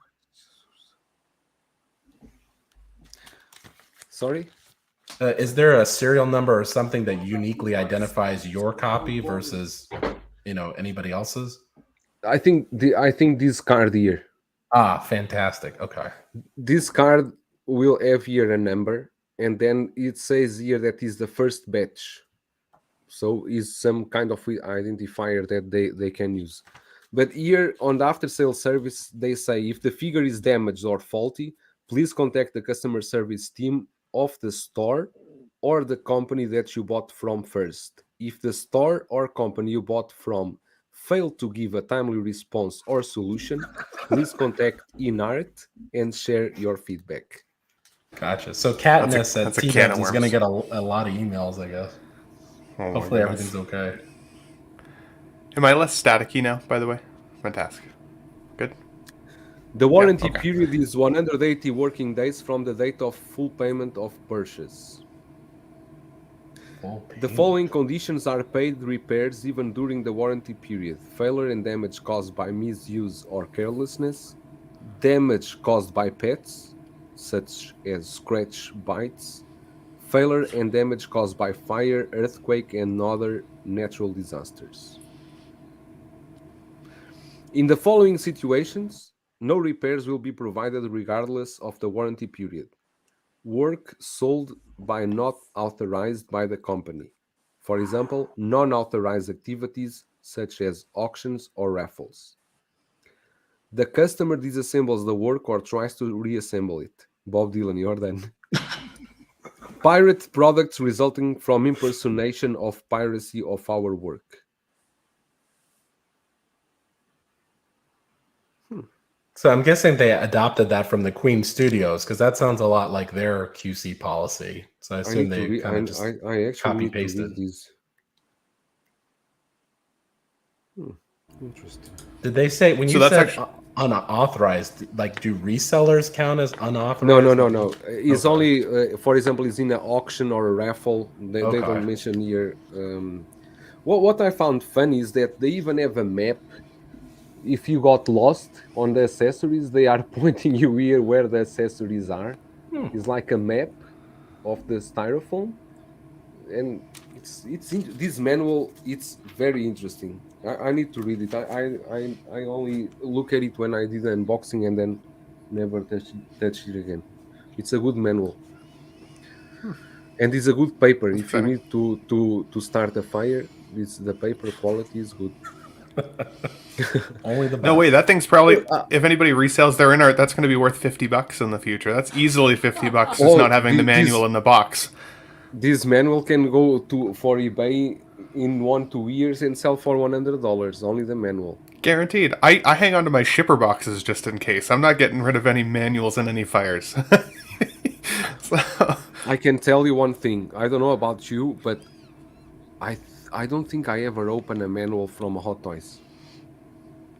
I mean, they've got the little instruction sheets at the bottom. It's not a manual, but because I did with my Doc Brown on where to put his accessories and his tool belt and stuff like that. Why? That was the most. That was the most instruct. You just go to Facebook, Hot Toys, Blogger Photos. You see the photo of Doc Brown with all the stuff. I don't trust that other people know what to do. I like knowing that my Doc Brown is crispy. It's looking good in the collection. Nobody's gonna message me later and be like, "It looks good, Ben. You did a great review, but that wrench, wrong slot. You hate to see it. You know somebody out there would tell you." So- You should email Christopher Lloyd with a photo of your figure and his card, everything in the right place. That's And right. then Yeah, yeah. he will Does confirm this you- look good? Exactly. You should then like this. Okay, I know you are having a blast here, but I need to sleep. It's 3 a.m. And Ellen is almost falling asleep too. It's true or not, It's very Ellen? early/late. Yeah, no, Yeah, it's I make plans to meet someone tomorrow, and I'm regretting that life choice. and That's valid. exactly. And I don't know what the 80 people that are watching what they are doing, because no one talk in the chat, and it's disappointing. And They're reading their instruction sheets. They are reading instruction sheets. They're looking up their instructions. What? Now, you know what is one thing is true is that most times I'm watching live streams. I'm actually not watching. I'm just listening. I'm not gluing to the screen to. I don't want to see people. I just want to listen what's happening over there. But yeah, thank you so much for coming over. It was amazing. Thank you, Bob Dylan, for your time. Thank you, Alan. I know it's late for you, and I'm sorry because we are almost at doing geeking time hours, 3 hours live stream. This is a marathon. Geeking out. It's almost a geeking out live stream. He's trying to Ben. Wake up. Is me? Is Ben? No, Ben. The other side. Yeah. Sorry, I didn't notice. I was like, "What's he reaching for over there? What the hell is on that side of the room?" I was trying to give Helen a high five and give you a fist bump. Yeah, we're not quite the same scale. I thought your desk was on some kind of sinking sand. You were looking for a lifeline. You guys are like oh, life God. size. You guys are like life size Infinity Boss. I'm like way back here. I'm That's like right. quarter scale. I'm much smaller. Love to see Do you want to stay with Ben talking? I will not close the stream. I just turn off my camera. I go to sleep and then I'm back later. I want to look at sock donuts with Bob Dylan later. So just saying, we're looking up sock donuts. They're a thing. No, but thank you a lot for coming over, Helen and Bob Dylan and Ben, of course, for waking up so early after. Yes, sorry I was late. Thanks for having me. If you didn't yet, you can follow Helen in Instagram, 6scale Shiro, right? Yep, that's me. And Bob Dylan is Bob Dylan, right? It's Bob Dylan, right? Pretty easy to find. Don't follow me. There's no reason to follow me. No one will ever say that. And Ben Thomas show, right? What you have anything coming on your YouTube channel? You are doing more store tours or what? Yeah, so I've got there's a new Toys R Us that just opened here in Calgary, so I'm gonna go do a walk through there and do some toy hunting on my little channel, the Ben Thomas Show.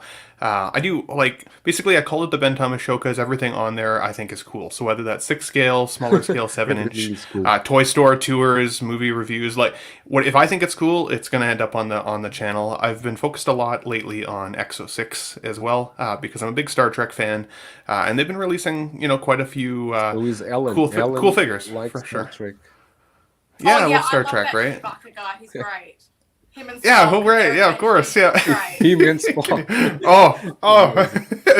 See? but yeah, definitely check out the Ben Thomas Show if you're new to seeing me. Otherwise, every Tuesday night I'm on the main show, live show with the Collecting Weekly guys. I think, Bob, are you in the live stream on YouTube? Because I think it's my computer. Because something is not working here. Oh, I cannot. Of course.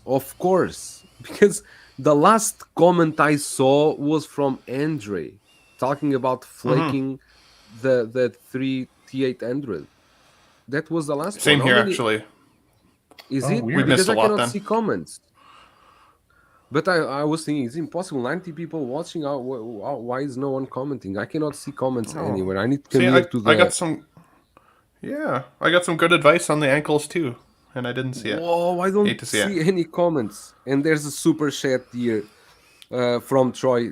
Thank you, my friend. I cannot see anything on StreamYard. I don't know what happened here. Everything was tripping out. blocked completely. And only now I'm seeing Bob Dylan sharing the links. Thank you, Bob. So every one of you that was checking in the StreamYard, you cannot see nothing, right? It's same as me.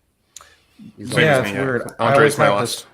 I always have the stream going on my phone because I don't I trust. was the StreamYard complaining that no one comments. was commenting, and actually the people were talking on the chat. But I only the last comment. I don't know what everybody's was doing because nobody's talking to me. Yeah,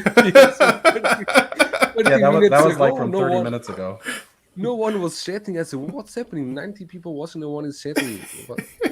Sorry, guys. This is a StreamYard, not us, and I don't have the mobile open on YouTube. I'm just following the StreamYard. Bretta, you need to take accountability. Okay, you're the show host. We need some accountability over here. I'm just saying. Yeah, it's Just my saying. fault. Next It's my time. responsibility. It's all your fault. And next time, I will make sure this doesn't happen. I think I passed the mark. I cannot pass 2 hours. I'm 3 hours. You're no longer streaming. just fine. You need to go to bed. You need to go to bed in order to wake up fine again. I'm just saying. Yeah, I really need to go to bed. Again, thank you, Troy, for the super chat. I really didn't see it. Thank you a lot.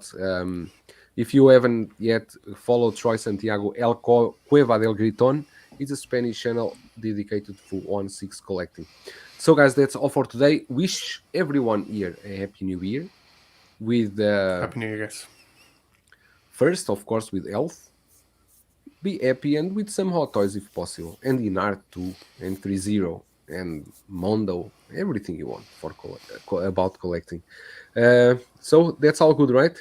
We are ready to go to bed, and Ben is going to take his breakfast. Bob Dylan Second coffee. is going to dismember another new body. Oh my See you guys until the next one. 1/6 scale, not the real bot. Wow.